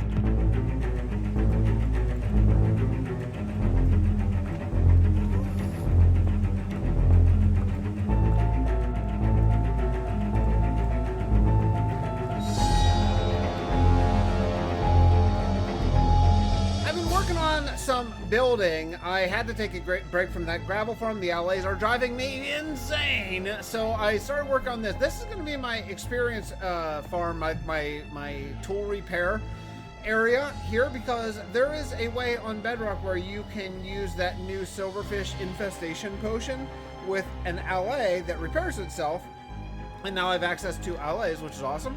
So I'm going to put an allay in there, then you infest it, and then you have a Trident killer, and you can repair your tools very, very quickly. So that's going to be my goal. I'm going to have this huge building right here, right by the Axiom, pretty close to the repair tower, also within range of this creeper farm, which is super duper slow. I've got to figure out what's going on with that. And yeah, you'll just come in right in this main gate, this main entrance way right about here, and this will be where you can pop in, repair your tools, pop out, go about your day. Should be very, very fast, so that's going to be cool. And I decided to just make it a very tall skyscraper because it's overlooking sort of this newest city expansion that we're going to be putting over there. Now, something I need to check out eventually is in the old version of this world, the Java version, this was a flower forest, and I don't know if it still is, because I was going to build a flower farm here, kind of like a big botanical garden situation in this area, and now I'm not sure if I can. If I can't, then I'll just put more buildings there. If I can, then that would be sweet, but if not, we'll have to find another place for a flower farm, because actually I didn't really need it before, but I do now because all of my flowers were deleted whenever I transferred the world. Like all of my, whatever, not flowers that were planted, but flowers that like were in chests. And I had a lot of dyes, and now I don't. So yeah, I'm gonna have to worry about that. Oh geez, okay. I didn't see the creeper. I didn't see the creeper. You know, actually, oh okay. Hey skeleton, could you shoot this creeper for me? I need the bone. I was kind of hoping for a record, but I need the bones. Actually, right now I need bone meal. As you can see, I've been busy. I now have a slime farm, squid farm, and also a drowned farm. Drowned at night, squid during the night and day. And it's pretty good. I used a JC Plays design, which is a very typical YouTuber Bedrock design that I've used before from his channel. But I modified it to actually use a Trident killer instead because I want to be able to get looting, and I think I'm going to get a lot more return looting because this will only be active if I'm standing here. This won't be passive, obviously, as it's in middle of an ocean over here near sand. That's sand go over there. But look, so I turned off vibrant visuals just to get the render distance, and look at it's so Bedrock is so freaking awesome. It's so great how far you can see once the world loads in. Look, you can see all of Gabor right over there just loading in now just from this. You can actually see Booty Bay right over there, just barely touching there. Yeah, Booty Bay right there. I mean, you can just see so far. In fact, if you look over there, you can even see Steelport right there. That's the Steelport mob farm. It's just amazing how far you can see. So, the downside is, though, that means everywhere else you can see here, too, which means that I need to really figure out how to hide this. So I have a couple ideas, but I don't think I'm going to do it today. I've been really on the grind heavy in this episode. I do want to finish at least the cliff up to the mountain over there. So I did a little bit more. Oh, look at those chunk errors. Oh, I got some work to do. I did a little bit more grind for gravel, so I'm going to take this ink and head back and work over on the experience farm and also the cliff. Time to put on an audiobook because I have a lot of work to do. Yeah, check this out. I got some armadillos. Yeah, and also I worked out, I never had a tunnel here before, so I actually worked out a tunnel going to the mesa. Before I used to just go to the mining desert and then just fly over to the mesa, but, well, I wasn't about to carry these armadillos because look how slow, they're so slow. I think, well, maybe they move faster on leaves, but yeah, they're pretty darn slow. So I need to get these guys back because, oh baby, I got plans for them, and they might be plans that they don't particularly like. So the next little step I have to do is I have to get all these new armadillos that I just got here. I got to get them into, oh man, just go in the track there, buddy. I got to get them into a composter, and I have tried and not had a lot of luck in actually getting them in. However, I finally went to the hassle of getting this minecart out, and look at how much easy, oh, sorry. Get in there. Oh, look, this one didn't get in. Darn it. It doesn't always work, but pretty much it's been working where if I can just get them... Yeah. If I can just break the minecart, then he just goes right in. I get 5 of these guys in here, and it's a pain. They're really hard to drop in there. It's really hard to drop them in. I got some work done here. I ran out and grabbed some nether wart because I have a couple of farms, and I got all those guys in there. I have this thing going, and this thing right here will actually start the entire farm going. This lever right up there. I got my tridents in there on a trap door with the 2 observers. So I believe all I have to do next is actually do a little bit of brewing, and then I should be good. So we're going to actually make a brewing setup here eventually. But first, before I do anything else, I want to just kind of test it out. So let's make a water source somewhere here, and then we're going to do a tiny little bit of brewing just to see if it works before we go any further than that. So let's just something like this. Okay, I brought some water with me. I'm always prepared, like a freaking Boy Scout over here. And we'll just grab 3 of these guys right here, and let's do some brewing. So I believe what you have to do is you only have to do an awkward potion. So I'm just gonna put, or I did put one of those in. Yeah, I don't want to do more because I'm probably gonna move this, and I don't think it keeps the blaze powder. So all you gotta do, I believe, to make the infested splash potion, I grabbed some gunpowder. You definitely need that to make the splash potion, and then I'm pretty sure we're gonna do this together because I'm not 100% sure because I haven't done it. But I think all you have to do is add a piece of stone. Oh, it does. I think this is gonna make the infestation. All right. Okay, this is moment of truth time. We're gonna start the lever up there. Tridents are going, and I'm going to throw this thing onto there and see what happens. Oh, baby, please work. Please work. Silverfish are going.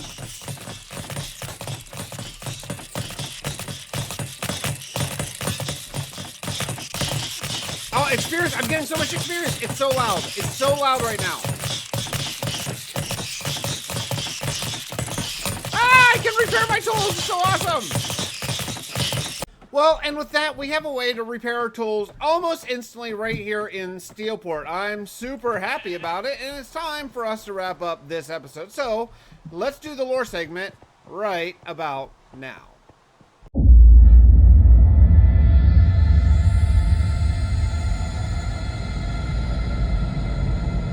I've noticed something concerning. Along with all the people from this entire planet being missing, there seems to be some sort of, I don't know, errors in how the two worlds were merged. These land masses seem to be randomly squared off and jutting out of the world. This can't be what was intended. I wonder if there might be a clue in these chunky errors to what happened. I'm going to need to investigate. I honestly don't even know where to begin. I am in communication with Tracy, the old ship computer. She has no suggestions either.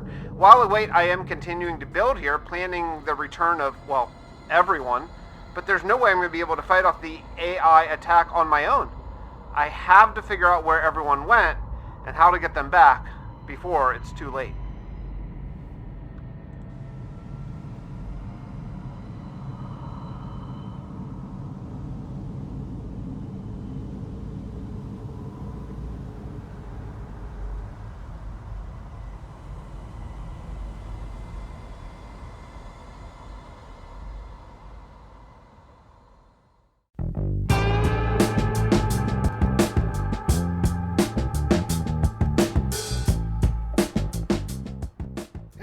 Welcome back to another exciting episode of Survival with Fix. Look at this point of view. Is this not gorgeous or what? Well, we are going to do a little bit of traveling to start today because I got to solve another problem that I have since converting the world. Can I make this landing? I can. How perfect am I? How perfect am I? We haven't really been into the lab since converting the world, really. And yeah, it does. I mean, I love vibrant visuals. RTX, it's not exactly RTX, let's just say that, but you know, we're gonna work more on this lab later. This is, I believe, where I was messing around. I see all these like blocks. I was trying to figure out the best look for RTX, though that is now off the table, so we're not doing that anymore. But this is where I have a concrete machine. I wonder if this works in Bedrock. I have no idea. Oh no, this was Bedrock. Yeah, this is under traveling. Yeah, this was just a Bedrock world. That's right. So it certainly does. Well, it did, at least before the update. So today, though, we are headed towards the end because I believe that I have a whole bunch of pumpkins there, and I want to go check it out.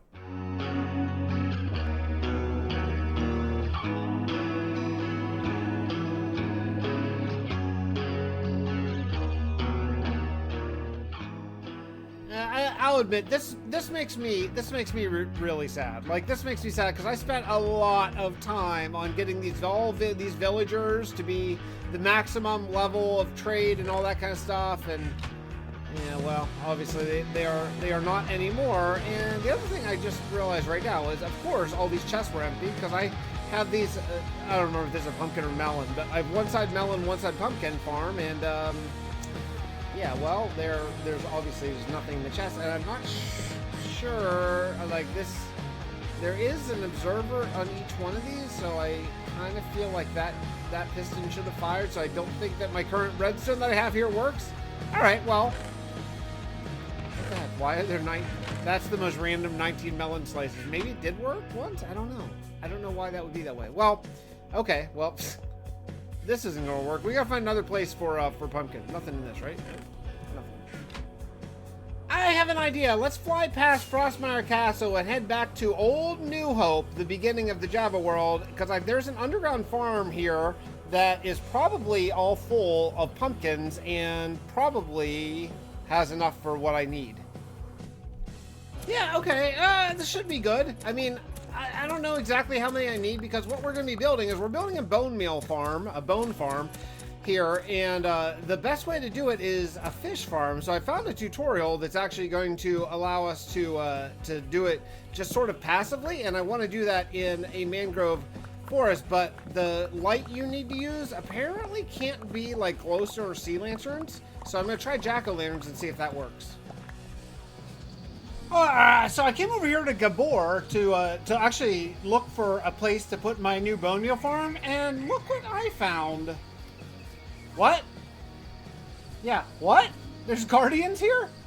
So I'm thinking that somehow right around this structure, somewhere right in that water over there, like where it flows down probably, is a guardian spawning area. Which means that we could potentially have a Gabor guardian farm here? That's, wow, that's one for the memory banks. I'm going to have to remember that, because that could be a really cool build to have right here in my ancient city. But that's not what I'm here for right now, but we got to remember that. Oh look, well I guess I've discovered what sort of biome Gabor now is. These are there's new bog. These are the new skeletons. So apparently this used to be a mangrove swamp, mangrove jungle, whatever. Now it's just a regular swamp, I think. So that's not going to work for my tropical fish, but good to know. Boy, I'm really bummed about this whole biome switch thing, but that's okay. We'll get it figured out. So I need to find a fresh mangrove for jungle thing here, and it's not this one, unfortunately. This one's old. Ugh. I have made so many trips back and forth from this storage area over to my Nether portal, which is over, you know, there in my big hub, and I'm so tired of it. So I decided to finally, after what, 14,734 days, I finally decided to put a Nether portal right here in my base. So I have that, and I'm working on connecting it at this moment. But yeah, it takes a bit. Takes a bit to connect it all, make this highway. I had to go get more ice, and you know, everything's kind of a process, but I'll show it to you. Actually, I'm out of diorite, so I might make the trip and go get some pale oak just for fun. All right, so ignore the annoying drums. So that's my main hub over there, and this is my storage hub. Now I can actually move along with my life, because yikes, this is taking a long time. Regardless, it's going to save a lot of time later. Now we're headed back to, I have all the stuff in my shulkers, which I had from quite a while ago, but now it's time to head back to the old bone farm, and I'll show you the progress there, because it has been quite a dig. We've had to make many return trips.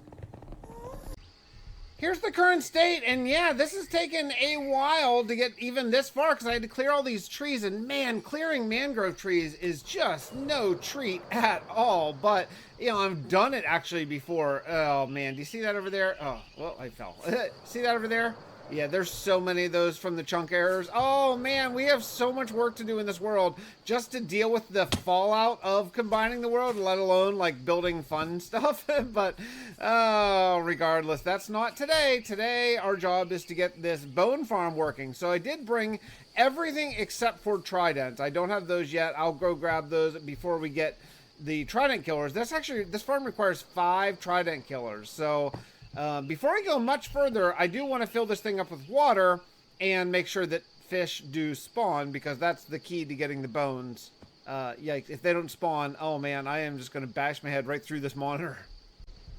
Well, possible crisis averted. There are fish spawning like crazy here. It's going to be really good. And before I put in these little outlines to stop them from going, they were beelining for the deeper water, which is exactly how this is supposed to function. So all these fish are going to be giving me bones.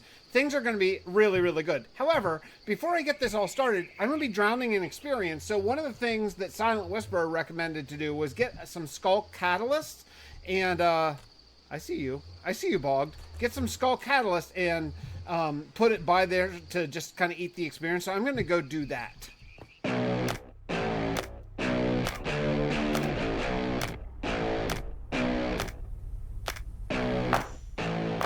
Remember this place? This my ancient city transformation? It is pretty great. I haven't been in ancient city, I don't think, since Vibrant Visuals. Man, it looks pretty sweet. I don't know if I left any skull catalysts here. I know that there are no of the screecher things whatever they're called. I don't know what anything's called.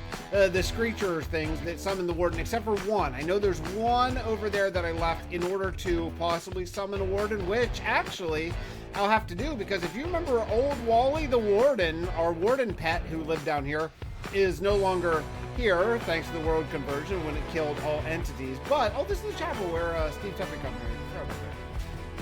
So yeah, I'm gonna look around, but I don't have high hopes of finding a skull catalyst here, but I thought I would check this one.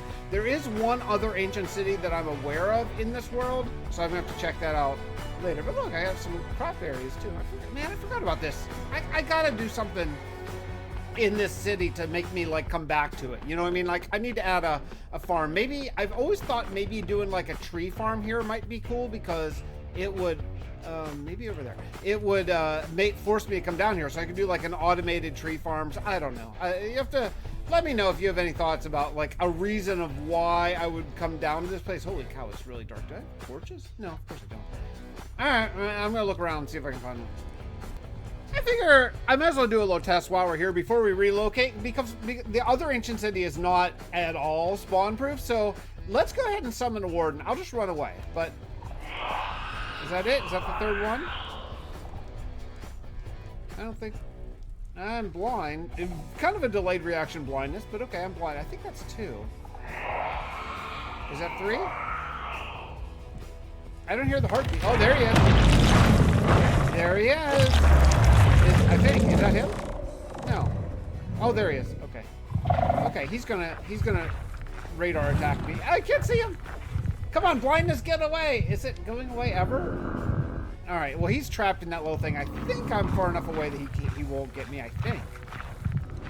I'm not totally sure he's trapped in there. It's been a while. Oh, no, yep, he's still trapped in there. So I'm going to have to go in and somehow name tag that dude, or I'll summon another one at some point. Name tag him so he can stay in the little Warden cage. Because according to lore, this is what powers that portal, and that portal is what actually brought the Oracle into existence here, into physical form, rather, so... Yeah, pretty sweet. All right, well, I'm going to head over to the other ancient city and see what I can find. I found the other ancient city that I thought about, and there was indeed a skull catalyst there. However, I summoned a Warden because I'm an idiot. Because I thought I could run in and grab it really fast, but my allays dropped sand in my inventory, filling it up.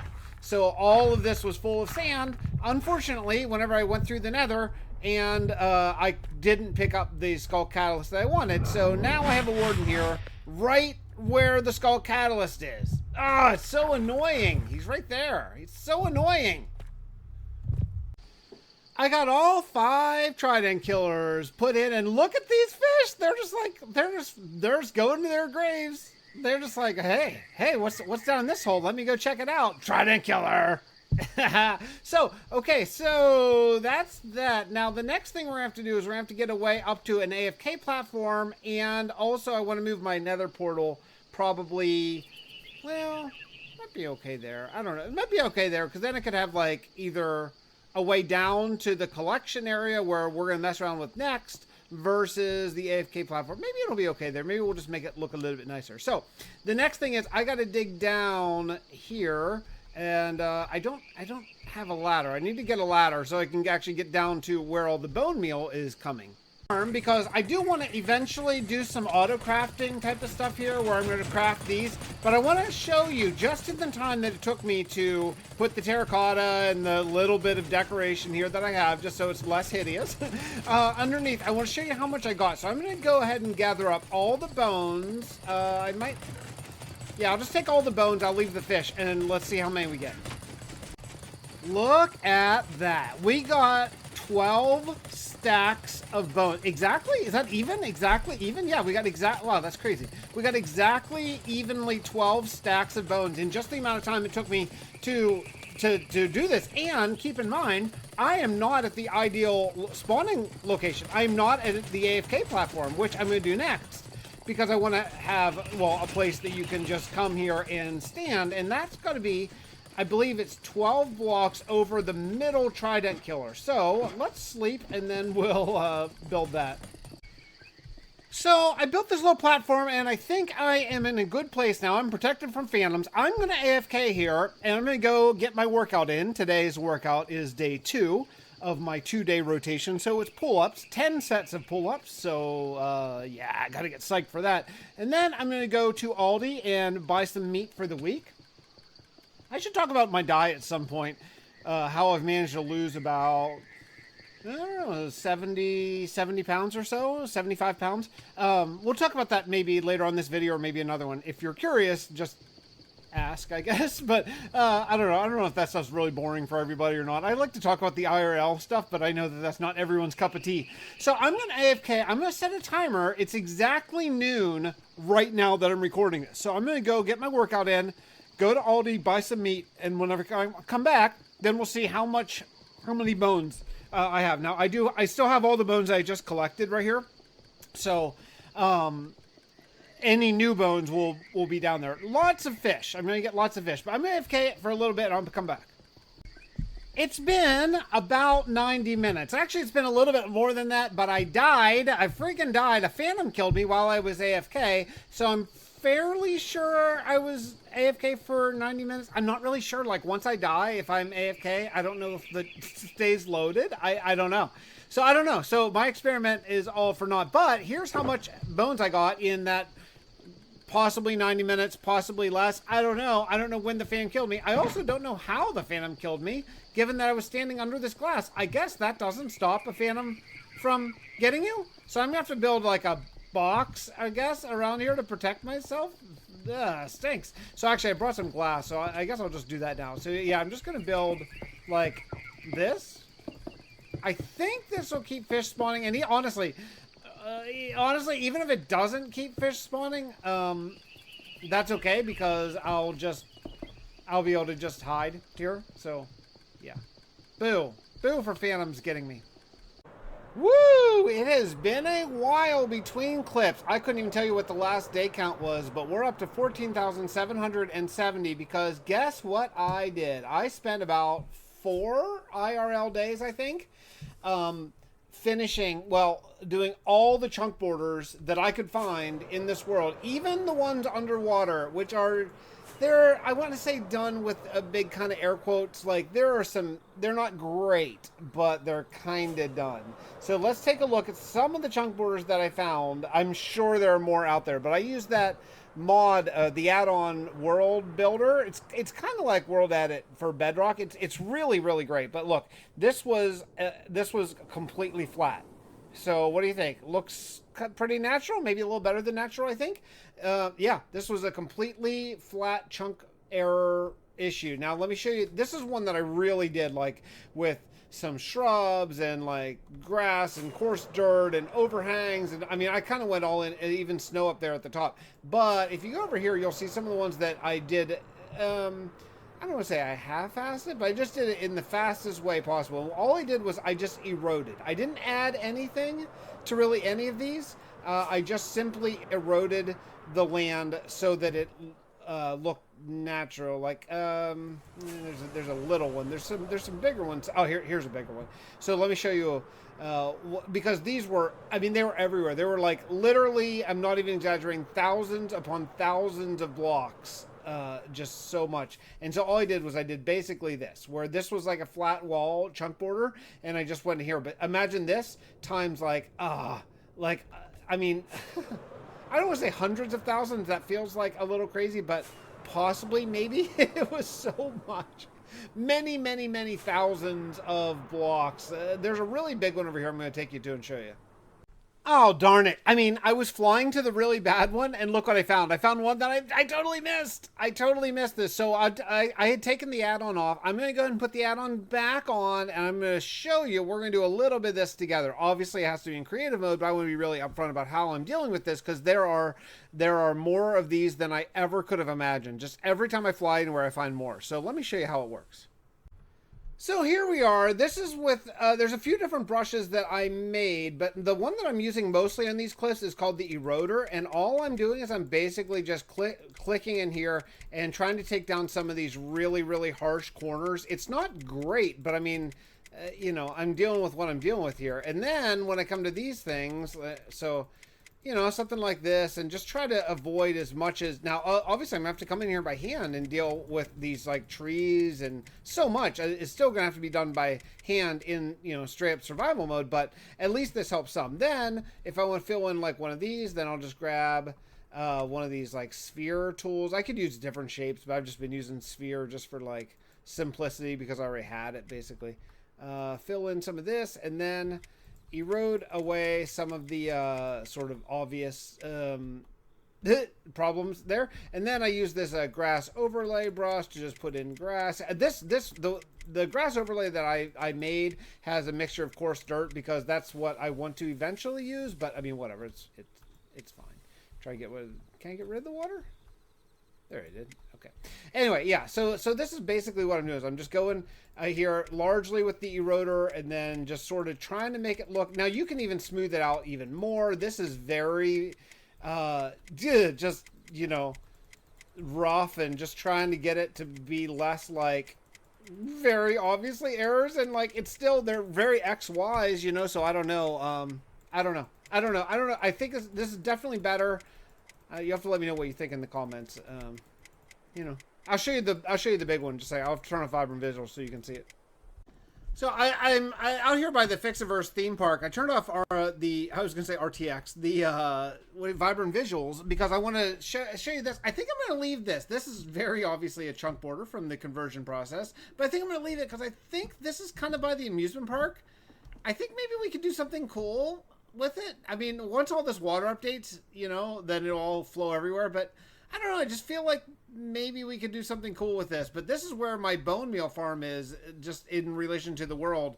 So we are going to have to build a road out here because I do have the rule that everything absolutely positively must be connected by road and all that kind of stuff. So yeah, at some point we'll have to... Where's there? It's right over there. This is the there's the Nether portal, and this is the farm. So we're gonna have to build a road from the Fixxiverse theme park over here. But let me, again, as I keep saying, let me show you the chunk borders that are really, really horrible. Yeah, I mean, just look at this. This goes on for, I mean, thousands of blocks, just in a very straight line. So, I mean, it's better than flat, right? I mean, can we all agree that it's better than flat? I think it is. It just goes. It just goes. It just goes and goes and goes. And eventually, you know, we'll have to deal with this more. But at least now I can see it and not want to throw up for what I did to my beautiful world. It'll be fine. It'll be great, actually, once we really get in here and do some clips. But at least for now, it's a quick fix, temporary fix. And actually, it does go down, like this sort of random eroded stuff does actually go down under the water, too. So if you're floating under the water, it doesn't look so absolutely gross. But yeah, it just goes. Look, it just goes forever. That's okay. It's okay. It's a 5-year-old world. We're just going to deal with it. Let's continue on. Okay, so I think that's probably just about all the building we're going to do today. There's one thing that I still want to address in Steelport, so let's head back over there. Yeah, this is something that I'm going to need to do, is repopulate all of my animals. Now, I never had a ton of animals in this world, but I had some in strategic locations, such as my sheep farm, which I no longer have any sheep in, my cow farm, the butcher, which is actually what I'm doing right now. I think it's in one of these 4 colored buildings here. I don't remember which one, though. So I found one cow, one cow so far, so I'm going to... bring it in. Oh, there's another one over there. Okay, so I'm gonna bring it in this way. I have like 1 million leads from from wandering traders donating me leads, and so I should have brought some. I don't know why I didn't, but okay. Well, regardless, we're just gonna get these 2 cows in here and start breeding these guys up kind of every time I walk by. So at least the butcher, because I have one of these like automatic lava cookers, which of course I've built in Java. I have no idea if it works in Bedrock. Is it this one? It is this one. Yeah. Yep. Okay. Okay. Hey, can I put this in my offhand? You probably can't. Nothing works. Does anything work in offhand? What can you put in there? Just a totem and that's it? Okay. Well, the cow's going to walk away now. So, hooray. Okay, cow, come here. Come here. Well, the good news is it actually works. So they do, the adult cows can't fall through the gates, and the little baby cow did. So I'll just keep breeding these guys up here, and then I'll probably like open the doors and then sort of bring the adults back up until we get a whole bunch of them in there. And then we'll have to test out and see the lava. I mean, obviously there's going to be no lava in there. I can replace that easily, but we'll just have to find out exactly how that works. I don't know. Regardless, are we done? Are we done for today? Maybe. Oh, you know, there's one other thing we could do. Ignore the clicking sound because that is my experience farm, my repair shop, which apparently I can't turn off because that is the endless scoot, or what's the Armadillo getting wounded just over and over and over and over again. I can't stop it. I can't stop. But I did just a little bit of decorating here. I'll tell you what, my hands are tied because I don't have a wool farm at all yet. So that's going to have to be on sort of the short list of what I do next, and maybe in fact next episode. But I think as of now, I feel pretty good. We did a lot of work. A lot of it was off camera, just terrain fixing, but it had to be done, and now it is done, and I feel really good about it. So let's kill this creeper, try to get a little bit of gunpowder, and then I will see you after this episode. We'll see you next time. Lore segment right now.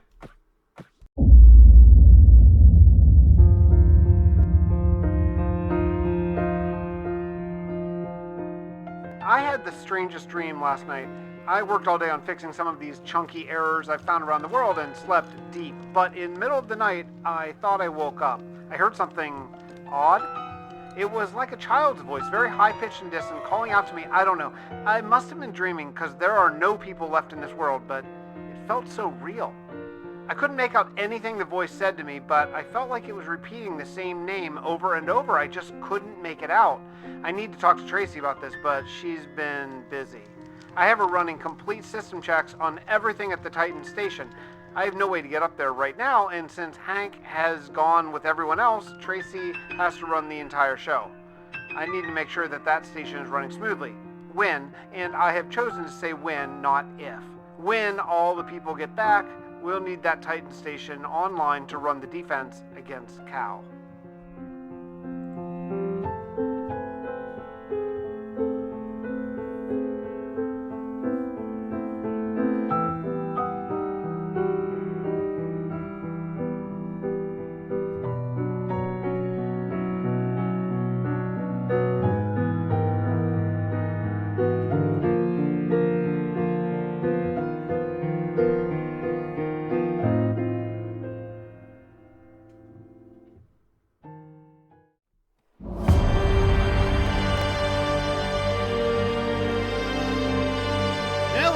Welcome back to another exciting episode 311 of Survival with Fix. Today we're starting at the Fixxiverse theme park because remember last episode, if you watched it, I had some issues with not having wool in particular, and that made me think, oh, there's a bunch of other animals that I no longer have, so I thought, let's start over here at the Fixxiverse theme park and see if we can at least deal with the wool and the bees and then go from there. Remember this bee farm? Oh man, they look so cool, but yeah, there's no bees in it, and unfortunately, there's also no animals in the rest of my exhibits. What kind of zoo am I running here? I'm running a zoo with no animals, so that's not great, but we'll deal with this first and go from there. Mike. Okay, I did bring campfire, so at least we can hopefully find some bees somewhere. It didn't take long before I realized that my plan to get a bunch of bees back in the honey and honeycomb farm is not going to work without a bunch of new bees, unfortunately. So I have to restock them, and that is going to require me to go and get a bunch of saplings. Unfortunately, what's this dude doing here? Unfortunately, to do that, I'm going to have to cut down all of my birch. I think birch is probably the easiest way to get beehives, so I need to cut down birch trees to get birch saplings because, of course, I don't have any birch saplings because they all despawned in the mergening. You tired of hearing me talk about how I lost everything in the mergening yet? I'm not tired of it, but I will be soon, I feel like. Anyway, regardless, I don't have any saplings, so I need to cut down a bunch of trees and get this. Luckily, I had this sweet tree farm for oak and birch that I can exploit, and well, I guess that's what I'll do.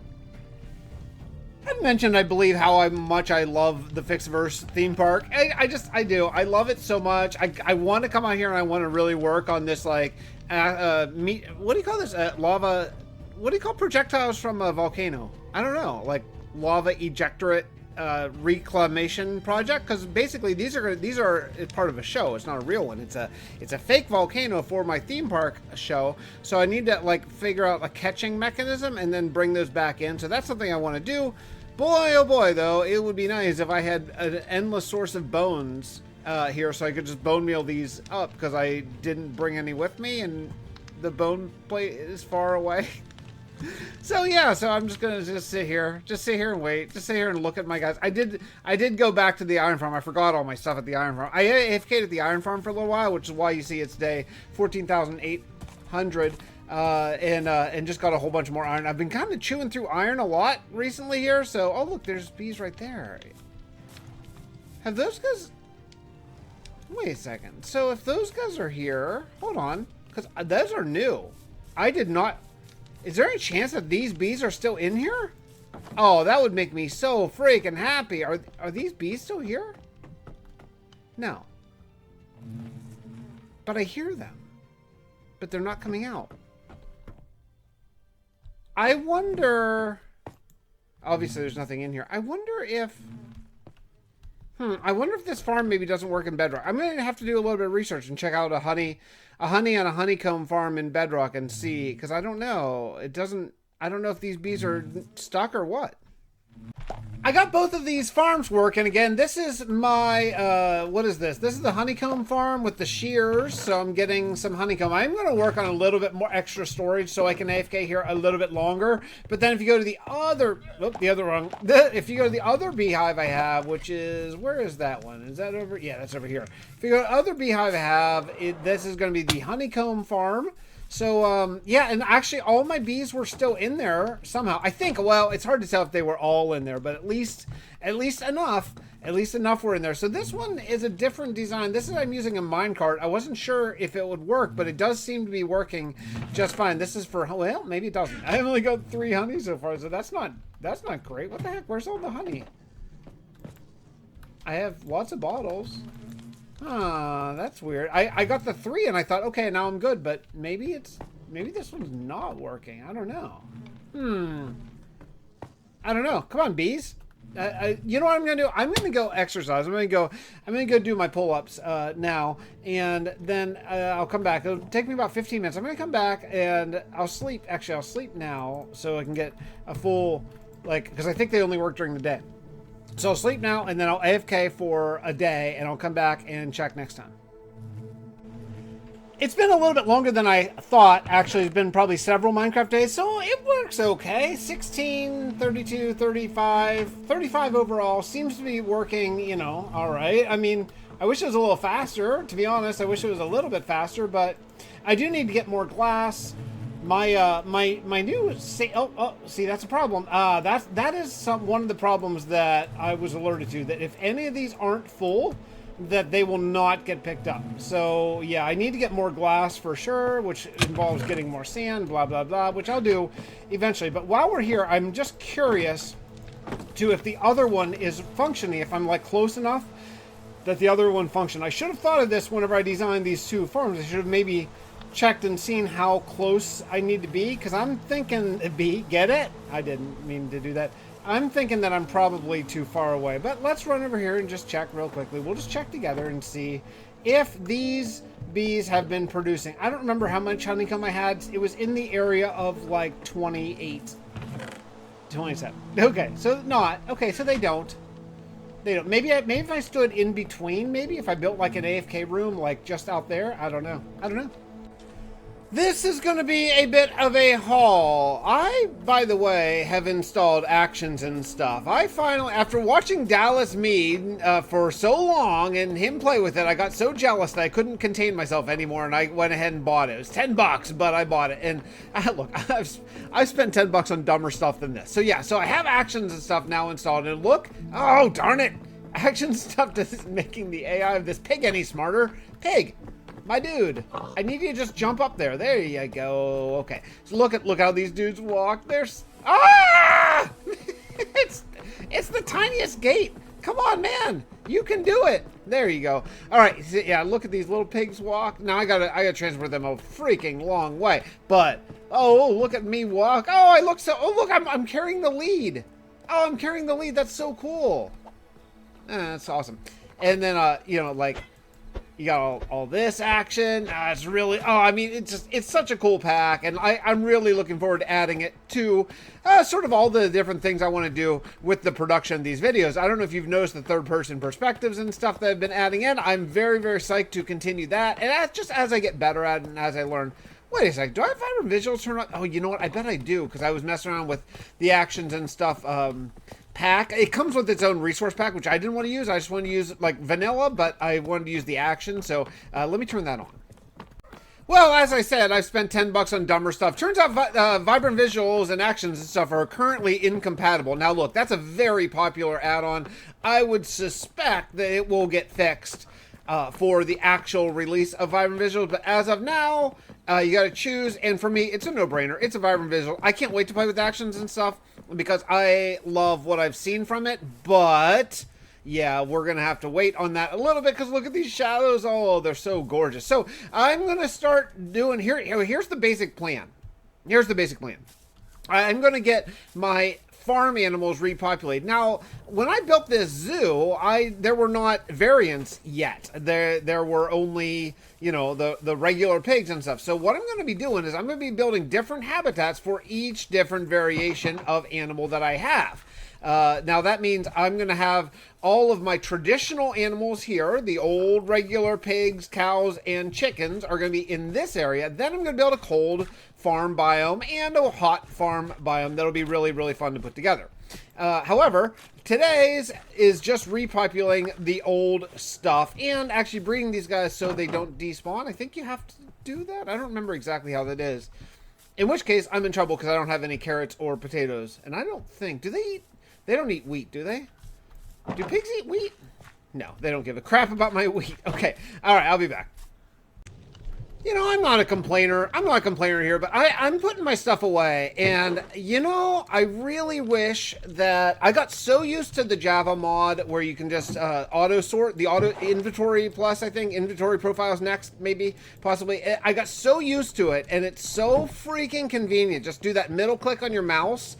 I really wish that that was added. It would be such a huge, giant improvement, and it'd be like, I mean, I'm not saying it'd be easy for the devs to add it, but like, I don't think it doesn't seem like it'd be that hard since it's always updated on to mods really fast. I don't know. I don't want to be one of those guys like, modders can do it, man. But boy, man, auto sorting with just the amount of junk that you acquire in a Minecraft world, especially as, you know, more and more and more and more stuff is added to the game. I mean, there are so many blocks now versus some years ago. It'd be really, really, really, really nice if they would add some sort of auto sorting mechanic to the game. It'd just be, man, what a change that would be.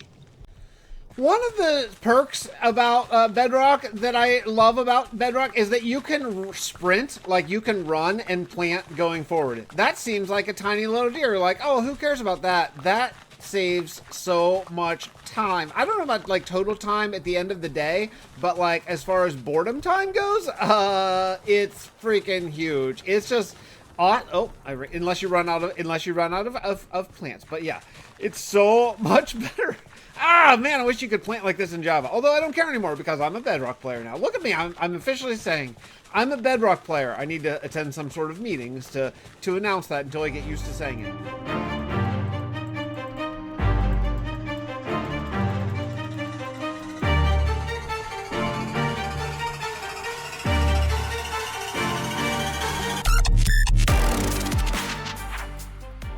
I gotta say, I love the Bedrock mob spawning rules, like the passive mob spawning rules. They just pop up here so much. So I already have this many cows of the regular cows, and actually, because of my conversion of the world, I believe that this is now a savanna, maybe, or something, because I'm getting the hot cows, the warm weather cows too to spawn. So I just grabbed a couple of them. This is not where they're gonna live. I'm gonna make a hot, like a, you know, warm cow farm over there somewhere, but I already got some regular pigs. I've not gotten any regular chickens yet.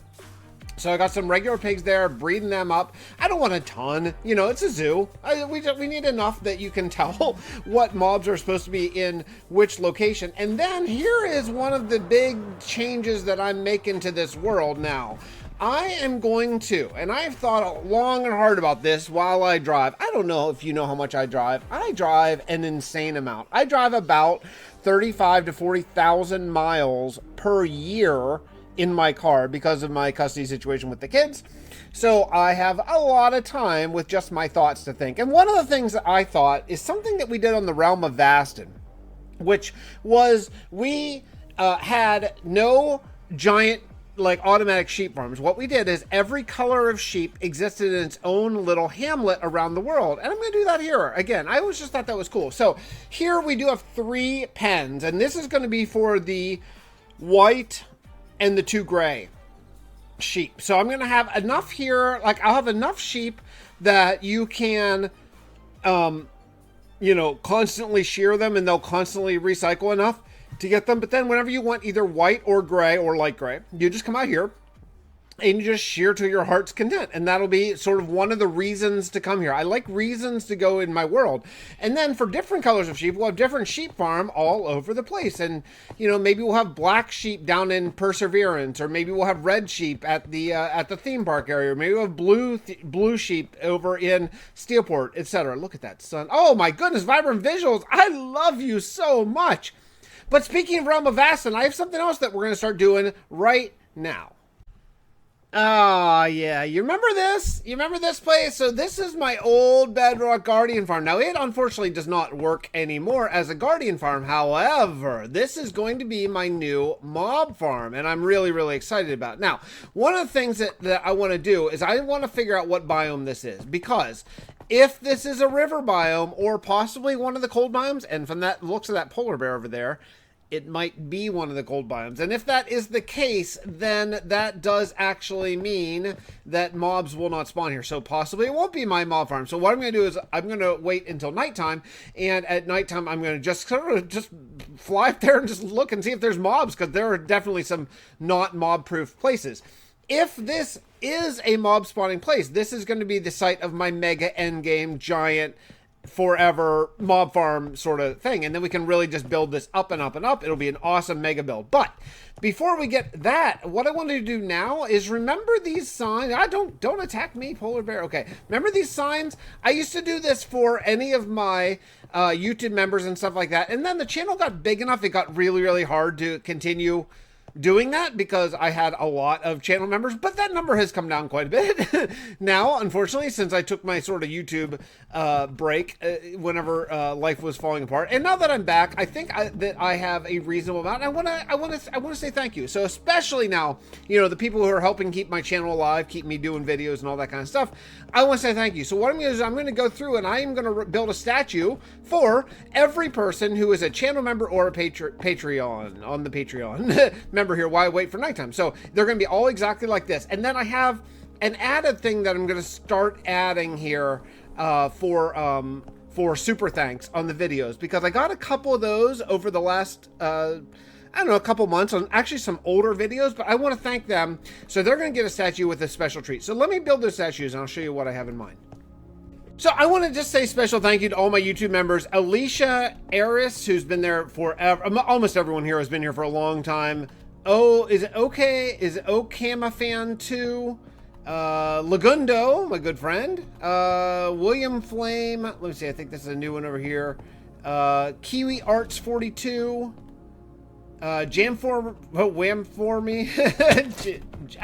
Oh geez, here we go. Okay. Yeah, you know what? This is the okay. So it's not that easy. Okay, even the baby. Okay, even the oh man. Am I gonna die? Am I gonna die while I'm trying to show off my names? Oh man, what am I doing here? Okay, so let's see. Where did I leave off? William Flame. I don't remember well, maybe William Flame. Maybe you get 2 shout outs. Kiwi Arts 42. I think I did this. Yeah. Okay. Let's back. Oh, okay. Why am I doing this at nighttime? Now there's a creeper. Okay. All right. Horsecrez, YouTuber. Kylo Winter. Let's see. Basement Troll 99. Oh, what? Okay. I'm gonna sleep. Picking off where we left off there, Basement Troll 99, Kylo Winter. I already did these. Oh man, I'm getting all mixed up. Okay, let's see. Ken Sir J, Gamma, Tips the Protogen, Dragon 08, Aiden Duchette, and Najabulo123. Did I get these ones over here? I don't remember if I did. Dark Death and John Fontan and Usher, I think, Dr. Nord. So anyway, so thank you so much to my YouTube members. I really, really appreciate it. Now, the lore behind these statues is these are statues tribute to the crew of the Black Goat and the Shepherd, the two ships that basically started this entire thing. So, you know, that's why these sort of statues, they're in tribute to those, but then also tribute to my lovely members who are helping me pay my bills. So I really, really, really appreciate that. I just can't, again, I can't tell you how much I appreciate it. It means a lot. But I want to get to my Patreon. By the way, if you I'm waning out of the Patreon, so I would not recommend joining. I actually stopped linking it, I think, a few episodes ago. If you want to, if you feel so inclined to support the channel, then my YouTube membership probably is the way to go. I really appreciate that. Or you could do the super thanks on the videos. I'm not asking for it. I'm just saying, like, the Patreon I don't think is going to be around forever. It's dwindled to not a lot, so I don't see really much reason to keep it open. Anyway, but I am going to thank the people who are still over there in just a second here. I wanted to pop in because mobs are spawning down there on the ice. I guess this is a thunderstorm because it's definitely daylight, but now I'm higher than snow. I don't know how Minecraft weather works. It's super weird, but regardless, unfortunately, I don't see any mobs spawning right where I would want my mob farm, which is kind of here. Like, I'd want to be building this up and up and up, so that's not great. We might be in a river biome right here, which would be the worst possible case scenario. Unfortunately, and this really stinks, there's no way that I know of to check. I mean, I guess what I could do, because I just went and got more stone, I could just build like a platform, like, kind of, I don't know, kind of like a big, like just a, well, it doesn't even have to be that big. If this is the only place mobs can spawn, I don't know how, oops. I don't know how far away you have to be for mobs to spawn, but we could just do a little trial run and wait for nighttime, because I tried to check it with just this little one block wide thing. Maybe that's just not enough room, not enough, like, sort of mob spawning opportunities. I don't know how anything works.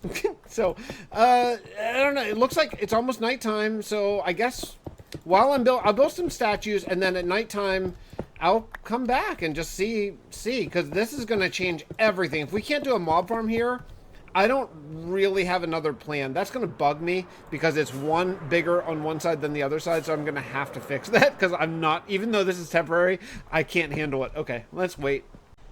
I figured it out. Yeah, I think we're in a river biome, because that's why it's raining. If you go just, I mean, literally just, like, here, snow. I bet mobs would spawn here. Should we check it out? Let's check it. I'm just going to build a 1 block wide platform, and I bet once I move away, I'll just build it into the snow a little bit, and I almost guarantee, there, just this many blocks, right? And I just about guarantee that mobs are going to spawn. Oh, I can't believe it. Right in the middle of my giant mega build is a river. Yep, look. Oh, yeah, maybe I could do like 2, because look, this is also outside of a river. Let's see. Anything spawn? Oh, nothing spawning over there. Man, I was totally convinced that this is what's going on. It's so dark. It's so dark. And I have a sun glare coming in right now, so I can't really see. So I could build, if anything spawns over there, then I could build like a platform over here and a platform over there. That could potentially work. I don't know. I thought for sure. Wait, is something over there? Jeez, I can't see anything. No, nothing. Okay, let me go over this side, and I mean, maybe I didn't wait long enough. All right, let's wait a couple seconds. I'm gonna AFK a couple. Although, well, no, I just slept, so no phantoms. I don't know. Wait a couple seconds, see if anything spawns. Well, maybe I don't know what I'm talking about, because a spider just spawned over there, but only a spider. That's it. Only a single spider. So I don't. Of course, I fell down. I had to. Yeah, I don't know. I don't know. I don't understand. All right, I'm gonna sleep and then look at this. This is where all my ice. Oh, I have so much work to do with this world. Okay, let me finish my statues, and then we'll come back and discuss. Again, I want to thank Alicia Arias, Drama Smith Dreams, let's see, Enziber, James Hale 15, Barry Hall, Lady Vivian, YouTuber, and Ghost Dragon. Thank you so much. And I actually, you know, I've been thinking about it while I've been building these statues and looking for mobs to spawn and all that. I think I'm going to shutter my Patreon basically now. I thank you so much for all of your stuff, but I think if anyone feels like supporting again, we'll just go through the YouTube membership. I'll just keep it all in one place. And that way it is good. But I have one more round of thank yous that I need to do for statues, and that's for the people who put in super, what do you call it? The super thanks. The super thanks within videos. It's kind of like a super chat, like for live stream, but in videos. And I've gotten a couple of those, and I want to be really sure to thank those folks. So let me put those up now too. So I want to set up little tiny areas to say just special for like a super thanks, or even if I ever live stream again, a super chat, or a PayPal donation, which just helps me keep everything functioning, helps me keep food on the table for me and my boys and all that kind of stuff. So I just want to say thank you so much. So it'll be an iron block for $1, a gold block for $5, super thanks, $10 will be emerald, and then of course I actually have one of these, and so I had to come. I cannot believe that I had to have a $100 tier, but someone did super thanks me $100. Actually, that was a PayPal donation, because they reached out and said, hey, how can I help you? And I don't deserve it, but I'm unbelievably grateful. I'm just so grateful. So let me go down here and show where I'm putting those. So these are going to be right here. So we have with the Dollar Lentil Sage, Cambo85, thank you so much. Maximum, that's Maximum, is reached out and hit me up with the PayPal, which will now be in the description of a video. So thank you so much. It's unbelievably kind. I can't believe how kind it is. So thank you. JJ Carrot, thank you. And I think we have one more over here. JJ Carrot again with the $10. Thank you so much. And Super Eon. Thank you so much for the $1 super chat. So I really appreciate it. I can't even tell you how much it means to me. It means a lot. So next episode, I think what we're going to do is we're going to work out a way to continue on this. I want to actually build a little bit of a test dummy mob farm, because before we go all in on this, I got to know if it's going to work or not. Because I do want to continue building this. It's in a state of needs some work here, but you know, it's a great location. Look at those chunk errors I got to deal with over there. But it's a great location because if I turn off RTX, you can actually see the entire kingdom of Tovlin over there. And in fact, I think you can actually see Steelport just right over there. It's really cool. So perfect location. Got to change out all these jack-o'-lanterns because, well, I used to have a custom texture, but we'll get to all that in all good time. Let's do the lore segment right now.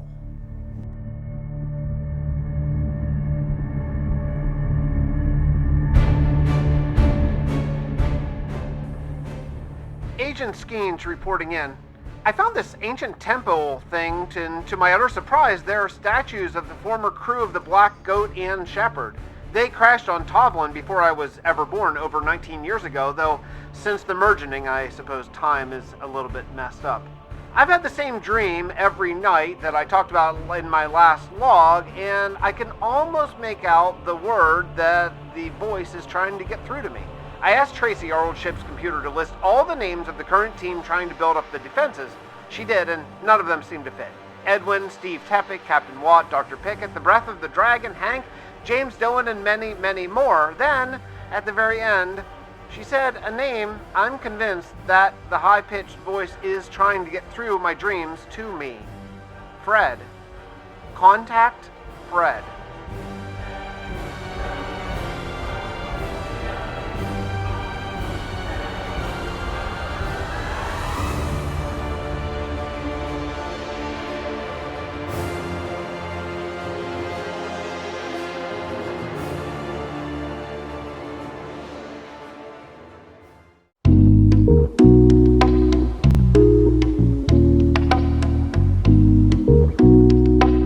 Welcome back to another exciting episode of Survival with Fix. Don't mind the Allay following me, because these dudes never stay where they're supposed to stay, but it's a rainy day here in Steelport, and we're going to be bouncing around. We're just going to be having some fun in this beautiful world that we've created and getting ready for the big day, 15,000 day download. So we have I don't know, a little bit of time left, but there's a whole bunch of projects that I want to do.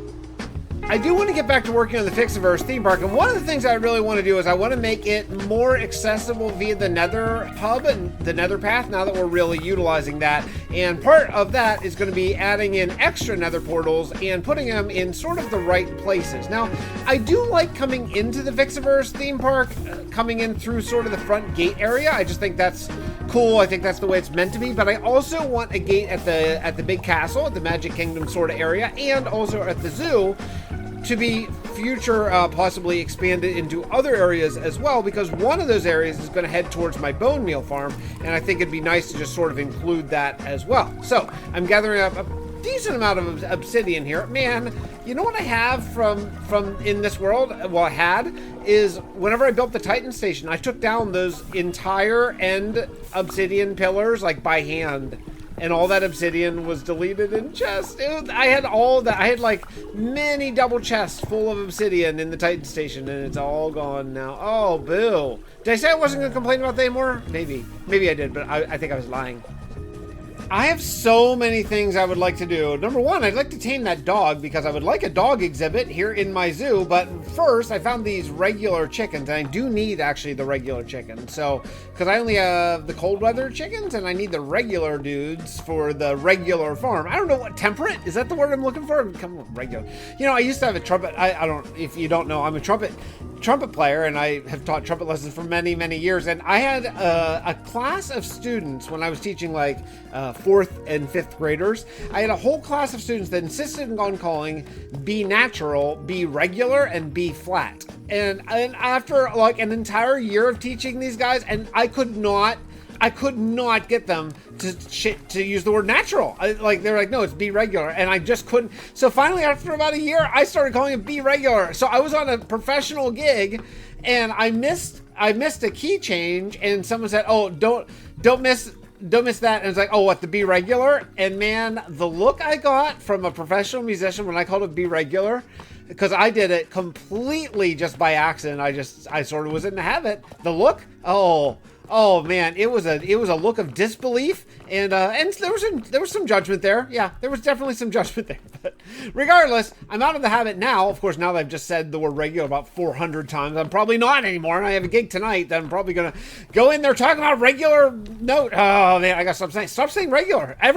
Stop saying regular right now. I want to give you the bird's eye view here of what I'm planning as far as building, at least right away here. I want to get this entrance looking a little better. As of now, we just have these main gates, and then it just sort of stops and falls off. So I want to basically make this into a road and then put a big parking lot. And that's going to be just totally ridiculous. I know, like medieval world, but we're evolving the world, right? So this whole area right here, I want it to be a parking lot, and I want it to look like, you know, people would park their again, I don't know if we have cars or not, but they're vehicles of some sort right in here. And there's going to be this road that I think what we'll do is we'll transition this road from dirt, maybe back there, up into like pavement, so we can move right into the deep slate that's up there. And we'll just do a kind of a gradual, slow transition. But that being said, that means all of these trees need to cut down. And that's okay, because I need wood in this world, as I don't really have any. So let's get to some chopping, and then we'll, I don't know, we'll reconvene after I chop some. Well, look at the size of this birch tree. Oh, my goodness. Hey, puppy. Hey, buddy. Oh, you are my friend. Hey, pal. How's it going? Oh, man, I love this. I love these new dogs. I'm so glad they added those. New dogs, new cats in the game. There's so much in the game that, you know, honestly, I have not even started to exploit yet. Like, for example, I have not even touched, now this is not proving my point because this is a new thing to the game, but I haven't even touched the happy gas at all. Like, I keep thinking I need to do something with it because I'm playing in the preview, but I haven't done anything with it. Now, how many puppies am I going to have? All of them. That's how many. All of them. All of them. I love you. Okay, anyway, yeah, so I do want to, you know, there's a lot that I want to do. I want to do all the new stuff, but I'm just kind of into a building mode right now, and I've really been into doing farms. So I guess for now I'm going to keep on doing farms and all that kind of stuff, and really kind of get you know, get all the infrastructure built up in this world. But this river right now, this river has to go because I want to have a road, obviously, that goes through. I don't want people to have to, like, wade through the river to get to the amusement park. That doesn't seem like a good sales pitch. So, yeah, I'm just grabbing some of this grass up here where I'm flattening to make the parking lot, and then going to fill in a lot of this river. Well, I don't know if I'm going to fill it in, but I'm at least going to go over top of it. I've been doing some hardcore nether building here, and I came up with 2 new tunnels, and they're both to the Fixxiverse theme park. Rather than before, I would go through this, my sand, like my mining. This is both my mining sand mesa, or my mesa mining and my sand desert mining. So I made its own tunnel. This is to the entrance of the Fixxiverse theme park, which is going to be actually the parking lot that we're kind of working on. And then this is actually the castle, which did not previously have its own nether portal. Back in the Java world, the castle's nether portal was actually to the nether roof, which had my enormous gold farm, but that is no longer a thing. Ah, man. Okay, so anyway. So we can go now through this. I am actually completely out of diorite. There's a couple of holes in the roof that I need to go get. So at some point, we're going to have to go diorite farming, and I have kind of a decision about that to make, but I'll make that later on. So this is where we're at so far here in the, well, the upcoming Fixxiverse parking lot. What an exciting episode. I'm building a parking lot. Does that seem boring? I guess it kind of does seem boring, doesn't it, if I just say it out loud. But, you know, it's important world building. I have come to a decision about that, though. We are going to have cars. I've decided, I thought about it. You know, we have a space station. And, like, if we have a space station, it's kind of ridiculous to not have cars. But I'm not going to build the cars myself. I'm actually going to, well, you'll see it in upcoming lore segments, but I'm just going to use add-ons in world backups where that, you know, if we're doing a lore segment, we can have people with cars. Now, at this moment in the lore, there are no people. There's only one person alive in this entire world. So that's going to be something that we're going to sort of deal with later. But this is the upcoming parking lot. I got all the trees and this side cleared, and I need to actually clear the trees over on the other side too. Bedrock mob spawning is crazy. Like, I kill every mob I see just constantly. I have so much food and feathers and meat. It's just really great. I might not need a meat farm. I just need to hang out in the field for 10 minutes and just kill so many mobs. Anyway, I'm going to do a parking lot here and also over there. I just think that this isn't big enough. If you think, like, whenever you see it from, like, a top view, or if you look up on top of that mountain, it's not going to be, it wouldn't be the appropriate amount of space for a lot of people to come. And I do plan this to be an absolutely huge, like, Disney-sized epic park. So, yeah, you know, I need to have a lot of room for cars. So what I am doing is I'm taking time. Now, this is going to be where the portal goes. I'm going to make a bigger and more impressive portal, but this is dead in line with this. So what we'll do is we'll have a road that sort of goes around the portal. So when you spawn in here, you'll have a straight shot. We're going to have to dress that up a little bit. That's obviously the outside of a ride, and you can see it from here, which isn't great. So we'll do something to make that look a little bit nicer. This is actually supposed to be a train tracks, I think. I think I have a train tracks that are supposed to go around here, but yeah, I got to build that too. It's a rainy day, but I've gotten some work done. So we now have this whole forest cleared, the land pretty much smooth out, and the actual walkway to get in is done. So the next thing I want to do is I want to add sidewalks in here. Now this is going to be kind of weird, but I want sidewalks to the walkway. This is the walkway. This is not where cars will go. Cars will be coming into this sort of area. It's so weird to be talking about cars after all this time saying there are no cars in the world, but yeah, we're doing cars. Anyway, yeah, cars are going to be driving down this road and then splitting off into the 2 different parking lots on either side. I've been kind of thinking about doing a parking garage, but boy, then now we're talking about getting into a bigger build than I had originally intended this episode, but a parking garage would be kind of cool here. I don't know. I'm kind of thinking about it. Anyway, I want a sidewalk where people will walk, like, it'll just sort of separate the parking lot from here, because I don't want cars right next to where the people are. So the sidewalk will be maybe possibly more of a barrier. In fact, we might even do a little bit of a fence. But regardless, oh man, so now I got to head back and put all this deep slate away and get ready for the next thing. In fact, actually, before I do that, I might make this, maybe this area a little bit more round. It's very square. Let's make it a little bit more round, then we'll do a little bit of a sidewalk.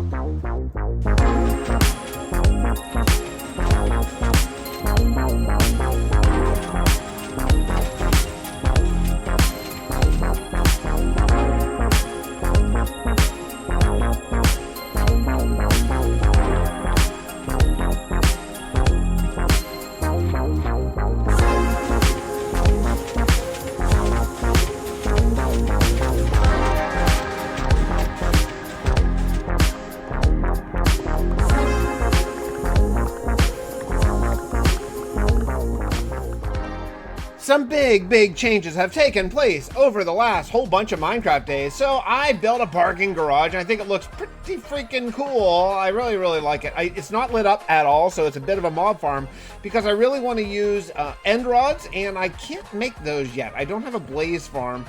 And so that's going to be something that I have to deal with in a little bit. Maybe next episode we might do a blaze farm. But also I copied this sign because I love this sign. I love the Fixxiverse logo right over there, but you can't see it because of the main gate, which I mean, you can see it when you're leaving, which is cool, but I wanted another one. So I made a new one right here, and I think it looks really cool. So as you're driving up, you can see it. Now we have a parking lot. Let me fly up here so you can actually take a nice look at the layout of the place on this tree. How about? Okay, so we have a parking lot here. It might be employee parking, I don't know. Like, so we have a parking lot here and a pretty decent sized parking garage there with a ramp even that connects it all. I think it looks cool. This is going to be the stairway that you're going to walk up, and I haven't done it yet, so I'm going to have to do the stairs next, because if you park in the top, well, you got to get down. So yeah, that's going to be the stairway. And then I do want to build a gate here in the front to make people pay. Yeah, you got to pay to park in my theme park. But the other area that I want to look at here before we wrap up this episode, my goodness, this has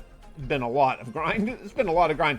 Is this episode, or this area back here? I want to do one more parking lot here because I want to do a bus parking lot, because I think there's not enough parking for the amount of people that I foresee coming to my amusement park here. So what I want to do is I want to do a big bus parking lot saying, like, okay, yeah, they're going to be bussed in from other kingdoms. Now that we're officially sort of going the route of cars, which is such a sudden change for this world. But yeah, we're going cars. So I want to do a bus parking lot. So what we're going to do is we're going to extend the road out here and then peel a parking lot that's going to go around here into just a big parking area over here. So again, I need a lot more stone. And I still want to detail the stone. I haven't even done that yet. I'm going to be doing this forever. I'm just a parking lot builder. That's all I do now. I just build parking lots and I kill cows. That's all I do in life right now. I do those two things. This is the project that just keeps on going and going and going. So I did a little bit more work here where I got like the pathing, the roading, and all that kind of stuff to go into the parking lots. I did some trees here because, you know, if you have an amusement park, you're going to have some nicely manicured trees and trees over there, and some little flower gardens. I put these things up to make sure cars don't go in where the pedestrians are supposed to walk. I think it's starting to look pretty darn nice. I mean, really, honestly, I really love it, but wow, it's a hardcore grind. Let's fly up here on top of the Ferris wheel and take a look. So yeah, here you can see over there. So this is the new bus park, and I think it looks really cool. Actually, there's actually a cliff that goes along here because this is kind of fake ground, and the parking garage up here is really narrow. I wish it wasn't quite so narrow, but even as narrow as it is, I think it looks really cool, especially when you're walking. And you have the parking lot over here. I mean, this is a enormous change in the amusement park, even though it's not like that much fun, but it is a huge change. So I think the last thing I want to do, and I'm running out right now, it's almost 2 a.m. in the morning and I need to get to bed, but I do want to add lighting. So the last thing I'm going to do, I think, for the parking lots is add in some nice big tall lighting. But to do that, oh man, I really need blaze rods. So I don't know if I'm going to do that now. I need to go to bed. I need to sort of think about it, but I do think it's a really cool, it's a really cool approach. Like when you come into the Fixxiverse theme park, you're going to see the sign, you're going to see the parking garage, all those little portal windows up there. I think they'll look really cool. And yeah, you're just going to come in here and you're going to start to see the rides. This, I will dress up this Nether portal at some point. That is going to stay there because that is basically how you actually get here. But yeah, and little walkways out from this parking lot. The walkway out from there is actually just the stairway, so people would come out there. And yeah, I mean, it's pretty cool. But I'm going to go to bed. I'm going to go to bed now and just kind of think over if I want to go get the blaze rods I need to make end rods, because that's really what I want to use for lighting in both the garage and the street lighting, or not. And I just don't know if I have the gumption this episode or not. We have about 57 days before the day 15,000 download. I know there's a few of you who are waiting for the download. So I don't know. Let me go sleep on it, and I'll be back in the next clip. Good morning, everybody. I have slept on it, and I have decided that I'm going to wrap up this episode now. We're going to come back next episode and work on a blaze farm because I really want to get access to end rods for a lot of lighting options, and I've never had a blaze farm in this world, so I have access to another fortress, so we're going to do that next episode, and then that'll basically wrap us up to day 15,000 in this world, which is really, really crazy. 15,000 days, it's awesome. So, yeah, so we're going to wrap this one up here. We'll hit the lore segment right now. Hope you enjoyed it. Look at that. Look at the progress in this. This is crazy. All right, we'll see you in the next episode. Bye, everybody.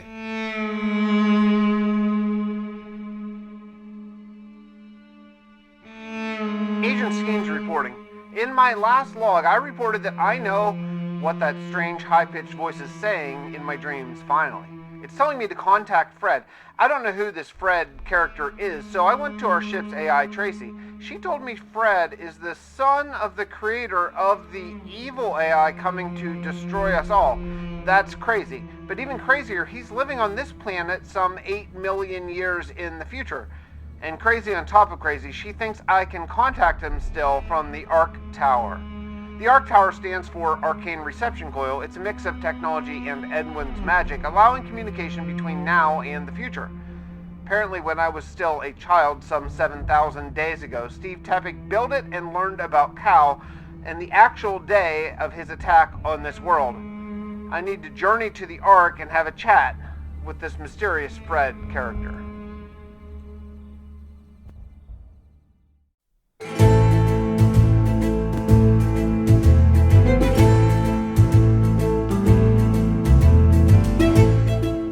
Everybody, welcome back to another thrilling, exciting episode of Survival with Fix. We are here in the Nether because we're finally doing something that I have had not done in this world for 14,943 days, if you can believe it. We're building a blaze farm today, so I got a whole bunch of stuff. I'm using yet another JC Plays design because his designs always work for Bedrock, and I like them. So they're generally very simple. So I'm just going to be following kind of that tutorial. It looks very, very simple. I think I can probably figure out how to do it.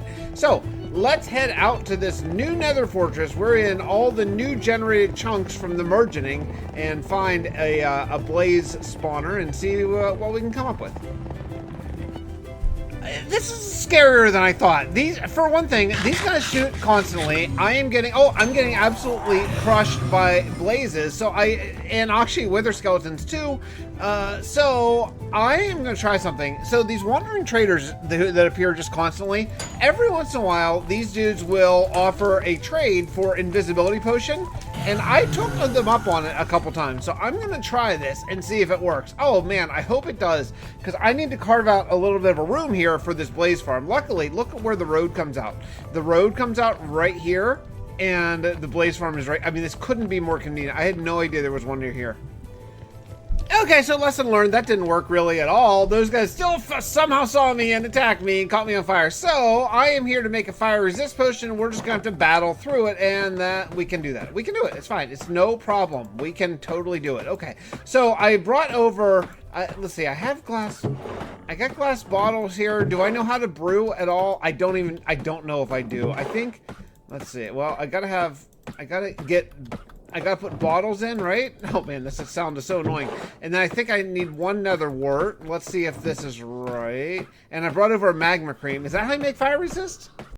Well, what do we think? Blaze farm working? I think it's working. I don't know. I'm not sure. It's not super fast, but I have over a stack of blaze rods already. And these guys do just fall down here every once in a while. You just gotta stand here and just kill them. I mean, I could do it with like a trident killer or whatever, but I don't mind just standing here and just sort of killing them while I scroll on my phone or whatever. You know, this is not that big of a deal. I made the room look kind of decent. It's not great, but it's okay. So I'm going to collect about like 3 stacks maybe of blaze rods, see how long that takes, and then we're going to deal with the chorus fruit situation, which I think I might already have under control in the end, but we'll wait and find out here.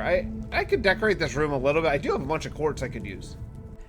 I did some decent AFKing, sort of semi-AFKing. I was still sitting here watching Andor while I killed blaze rods, and now I'm in the end at the old Titan station, and I am replanting chorus fruit. I just chopped off at Ted's, and Now I just got to replant. Man, I really wish you didn't have to shoot these with arrows. I get it, it's active, but I just wish that we could just sort of automate this. It would be so nice. But I have it as automated, I guess, as you really can.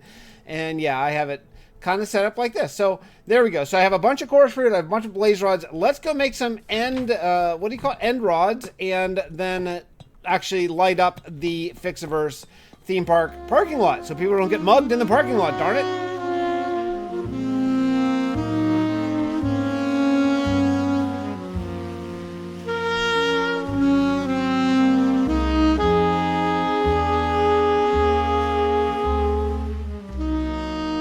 Does it look like halogen lights? I think it kind of does. There's a couple other things I want to add. I do want to add like cross beam supports. I did it down here, but I ran out of black concrete. And I do think it looks a little bit better with the black concrete going across. But yeah, it gives off that very definitely like electric sort of modern fluorescent light bulb, right? I feel like, yeah, okay, cool. All right, well, I have a couple more floors to do, 2 more floors to do, and then I want to do some street lights, so we'll figure that out after that. Oh, look how bright this is. Why is this so bright? Why is this so bright? Is it coming up from... Is this guy holding a bow? Look at that! Look at that! This fully leathered armor zombie is going to try to shoot me with a bow. You idiot. You don't know how to do a bow. You freaking idiot. I got everything lit up, and I am super happy with how this entire parking lot area is. Let's go up here and take a look at it. Now, it looks really good at night. Unfortunately, it's day right now. But, yeah, with the vibrant visuals, and I have street lights over there. I have street lights up there on top of it, and I have the lamps. I copied the same exact design I did over within the park, just to keep things consistent. I think I'll maybe add 2 more right there. But it's good. I might end up eventually doing streetlights like on the road, but I think it's pretty cool, honestly. You know, I even did lighting in the stairwell, luckily, because, you know, the people would like to see something. What is that beeping phone? Anyway, yeah, and I got some lights here where the buses are going to let off. And look at this. I mean, this is a cool look, right? It's pretty cool. Now, I want to put everything away because my inventory is a total disaster. I have like 8 or 10 or 12 shulker boxes just completely full of just junk just from all this building for the last 2 episodes. So I'm going to go put everything back because I have one more thing I want to do before day 15,000 for the world download. So let me build these last 2 street lights. I don't know, like right like here-ish, maybe even with the plants. Why not? Right there. Looks good.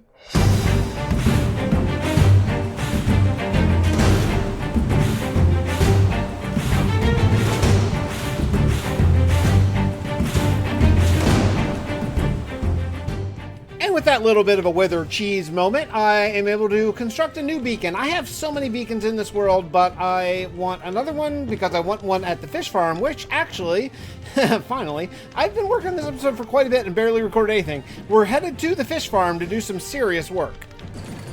I cannot believe this, but I've done a thing. I've done auto-crafting, and the absolute most simple possible auto-craft. I hope this is not super loud. My air conditioner is on. It's pretty hot right now, so if there's a lot of noise, sorry about this clip. I'll find out in editing. But, yeah, look, check it out. Check it out. So my bone farm is now work. I'm going to show you everything. I've done so much work. My goodness, it has been a lot. So all the bones are auto-sorted in here. All the fish are in there. They're going to be thrown out somehow, which I'll figure out how to do later. But right now, all the bones are being turned into bone meal, put into this one. See how I have this thing? And then, look, it's just getting crafted into bone block. Ah, it's so great. It's so great. I'm so happy that this actually somehow works. I can't believe it. So this is phase 1. Now, all these, look at all these hoppers. There's 5 different kill chambers. I had all kinds of problems with the Trident hopper, or the Trident killers in this farm. I have had to rework them so many different times, and I finally came upon one system that I think seems to be working, where I put magma blocks and a hopper minecart underneath. I don't even know, to be honest. I guess the Trident killer is still good because if I hold my sword, I get the looting effect. But I don't know that it's necessary. This could possibly just be passive with the magma blocks, but I had to waterlog these pistons. That was really the thing that was holding up because the fish were like not they were swimming up there. And as soon as I put the magma blocks, I made sure everything was waterlogged, then they get sucked out. And then I learned that if you use these kind of rails, it's a much faster Trident killer. It's a little clunkier, but actually I like it more in a way because I can see more glass. So, yeah. So, I mean, it all works. It all works. It's all lined up. They're all going like crazy right now. There's no way to turn it on and off yet. I'll figure out how to wire it up later. But the next thing I'm doing is I'm going to be digging out this whole thing for an iron farm, because my thought is I need bones all the time. So why not make this like a bone farm and iron farm at the same time? So the whole time I'm here, I'm just going to be getting bone blocked like for free. So that's so freaking sweet. It's so awesome. Man, it's so cool. I mean, that's so easy to do. And this somehow this one powers this one, which is cool. I don't know why that does, but it does. Yeah, super cool. Anyway, so we're good here. I think I'm going to continue on digging. I got that beacon down there somewhere. I don't know where it is. Behind the Nether portal. So I have a lot more digging here because I'm going to put the iron farm right sort of under this, but I have to get this down low enough that the iron golems won't be spawning up here. That would be a disaster. So yeah, I got some digging to do. Yeah, these sheep are taking a long time. I mean, you can breed them pretty quickly. I think faster than I kind of remember, because I'm pretty sure I'm breeding them faster than 5 minutes, but I really am going to need to address my sheep farm. In fact, I have an idea of how I'm going to do that, but that is not going to be now. Right now, I just need enough wool for beds. I have to have an iron farm. I have to have 20 beds, so what's that equal? That's 60 wool, so I have more than that. So let's get out of here. Oh, I love this place. Let's get out of here and head back home. So a lot has changed since the last clip. I am here in my Fixxiverse castle because there's a portal right here, which I had to turn off just so I can make sure that everything moves the way it's supposed to move. And I'm looking for 2 villagers because this is going to become a little impromptu villager breeder for my new iron trading hall fish farm combined area. And so I got one, and what I'm doing is basically I got that guy's curing. So while I'm just standing here, luckily Bedrock spawns a lot of zombie villagers, a lot of them, a lot more than Java, so it doesn't take that long. I had to kill like probably 4 zombies and a couple skeletons before I got a zombified villager to spawn. And so I cured him. I brewed up. I don't know. I got a couple potions. Oh, they're in the shulker. But I got a couple potions, couple apples, and I think I only need 2 for a villager breeder, though I'm not 100%. So I'm gonna try with 2. If I need more, then I'll adjust accordingly. But yeah, I'm just hanging out here in the castle. Eventually, this castle is going to be a ride, a themed like minecart ride. I think that'll be a lot of fun. But boy, there's just so much. I have so many things I want to do in this world. I'm so excited about it, but man, everything just takes so long. Oh, I got my second one. Get in here, buddy. Get in here. You are going to have a really nice time in just a sec. Oh, you're already, okay, you're already there. So, let's see. Let's cure this dude. I'm going to need one of these guys, and let's do it. Is he just gonna stand there? He's just gonna stand there and look at the villager. Okay. Okay. Well, now you're coming out. You're coming out. That's supposed to be your home. I guess he didn't like getting hit with the apple. That's okay. That's okay. We'll just. Oh, geez. Okay. Oh no. Oh, darn it. No. It's kind of nice. I wish Bedrock had sweep. Am I gonna die here? I kind of wish Bedrock had sweeping edge, but honestly, sometimes it's kind of nice that it doesn't. Okay, let's go. Here we go. Thank you. Hey, phone. What's going on? I need to go shear. I need actually more beds. I know that these guys require beds to make another villager, but I'm nervous to leave this area until this guy converts into a villager because I don't want him to go away, and I don't have name tags. I don't think you need name tags once you convert them, but I'm just going to hang out here and wait. Happy day 15,000, everybody, and you can see I have iron golems falling to their doom. Iron farm is now fully operational. Our farmer villager trading, these are all farmers because this is an iron/emerald farm, and you may notice that they're jungle or swamp or whatever villagers, because guess what? Zombies killed my villagers. Zombies killed them, and it makes me sad. So I had to make new villagers after I got about, I don't know, like 3 over here or something like that, and And yeah, they died. So I made new ones, and then made a new trading hall over in the mangrove jungle. I think it's supposed to, mangrove swamp. And yeah, and it works. Everything works. I'm going the wrong way. So everything works, and we were headed back, because what I'm going to do is I'm going to log off in Steelport right at spawn. Ow! Did I get him? Man, gas, they just appear here. It stinks, because, like, they can blow up everything, because I have to have mob griefing off. Well, actually, I can turn mob griefing back off again now that the villagers are bred. Villagers won't breed with mob griefing. Anyway, so I'm going to log off, because I don't know if, when you grab the world download, I don't know if you'll get my stuff or not. So what I'll do is I'll put my stuff in a box right at 0.0 spawn, and I'm going to drop the world download, not this episode, but the next one for the world tour. So we're going to do a world tour. It'll be a massive world tour, because it'll cover every single building, or not building, every single kingdom in this entire world. And I'll show it all to you. And I'll leave my stuff right about here in Steelport. So you know how to get around. You go through the Nether, you can get around to everywhere, and you can go check out the entire world. The world download is going to be available to YouTube members at the silver tier and higher. So if that's something you're interested in, you can do that. I have one more thing to do today before I log off, and I'll see you over there. We have I got two PayPal donations from Sadie Clark. Thank you so much. I really appreciate that with the dollar. And Maximoon, again, coming in with like a $5 PayPal donation. So I really, really do appreciate that. It's really nice. PayPal takes a very low percentage, which is cool. I'm getting killed by phantoms. I gotta go, but I can't sleep because I want to get you guys the world download on day 15,000 exactly. So I gotta run.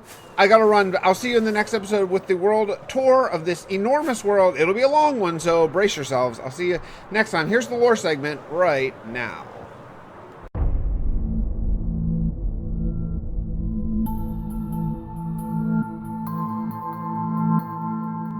Fred, you have to listen.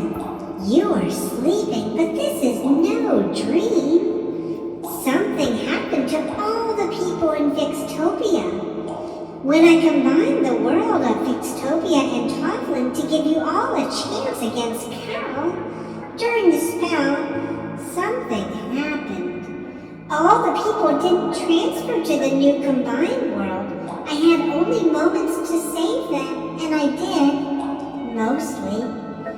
I transferred them to Tracy.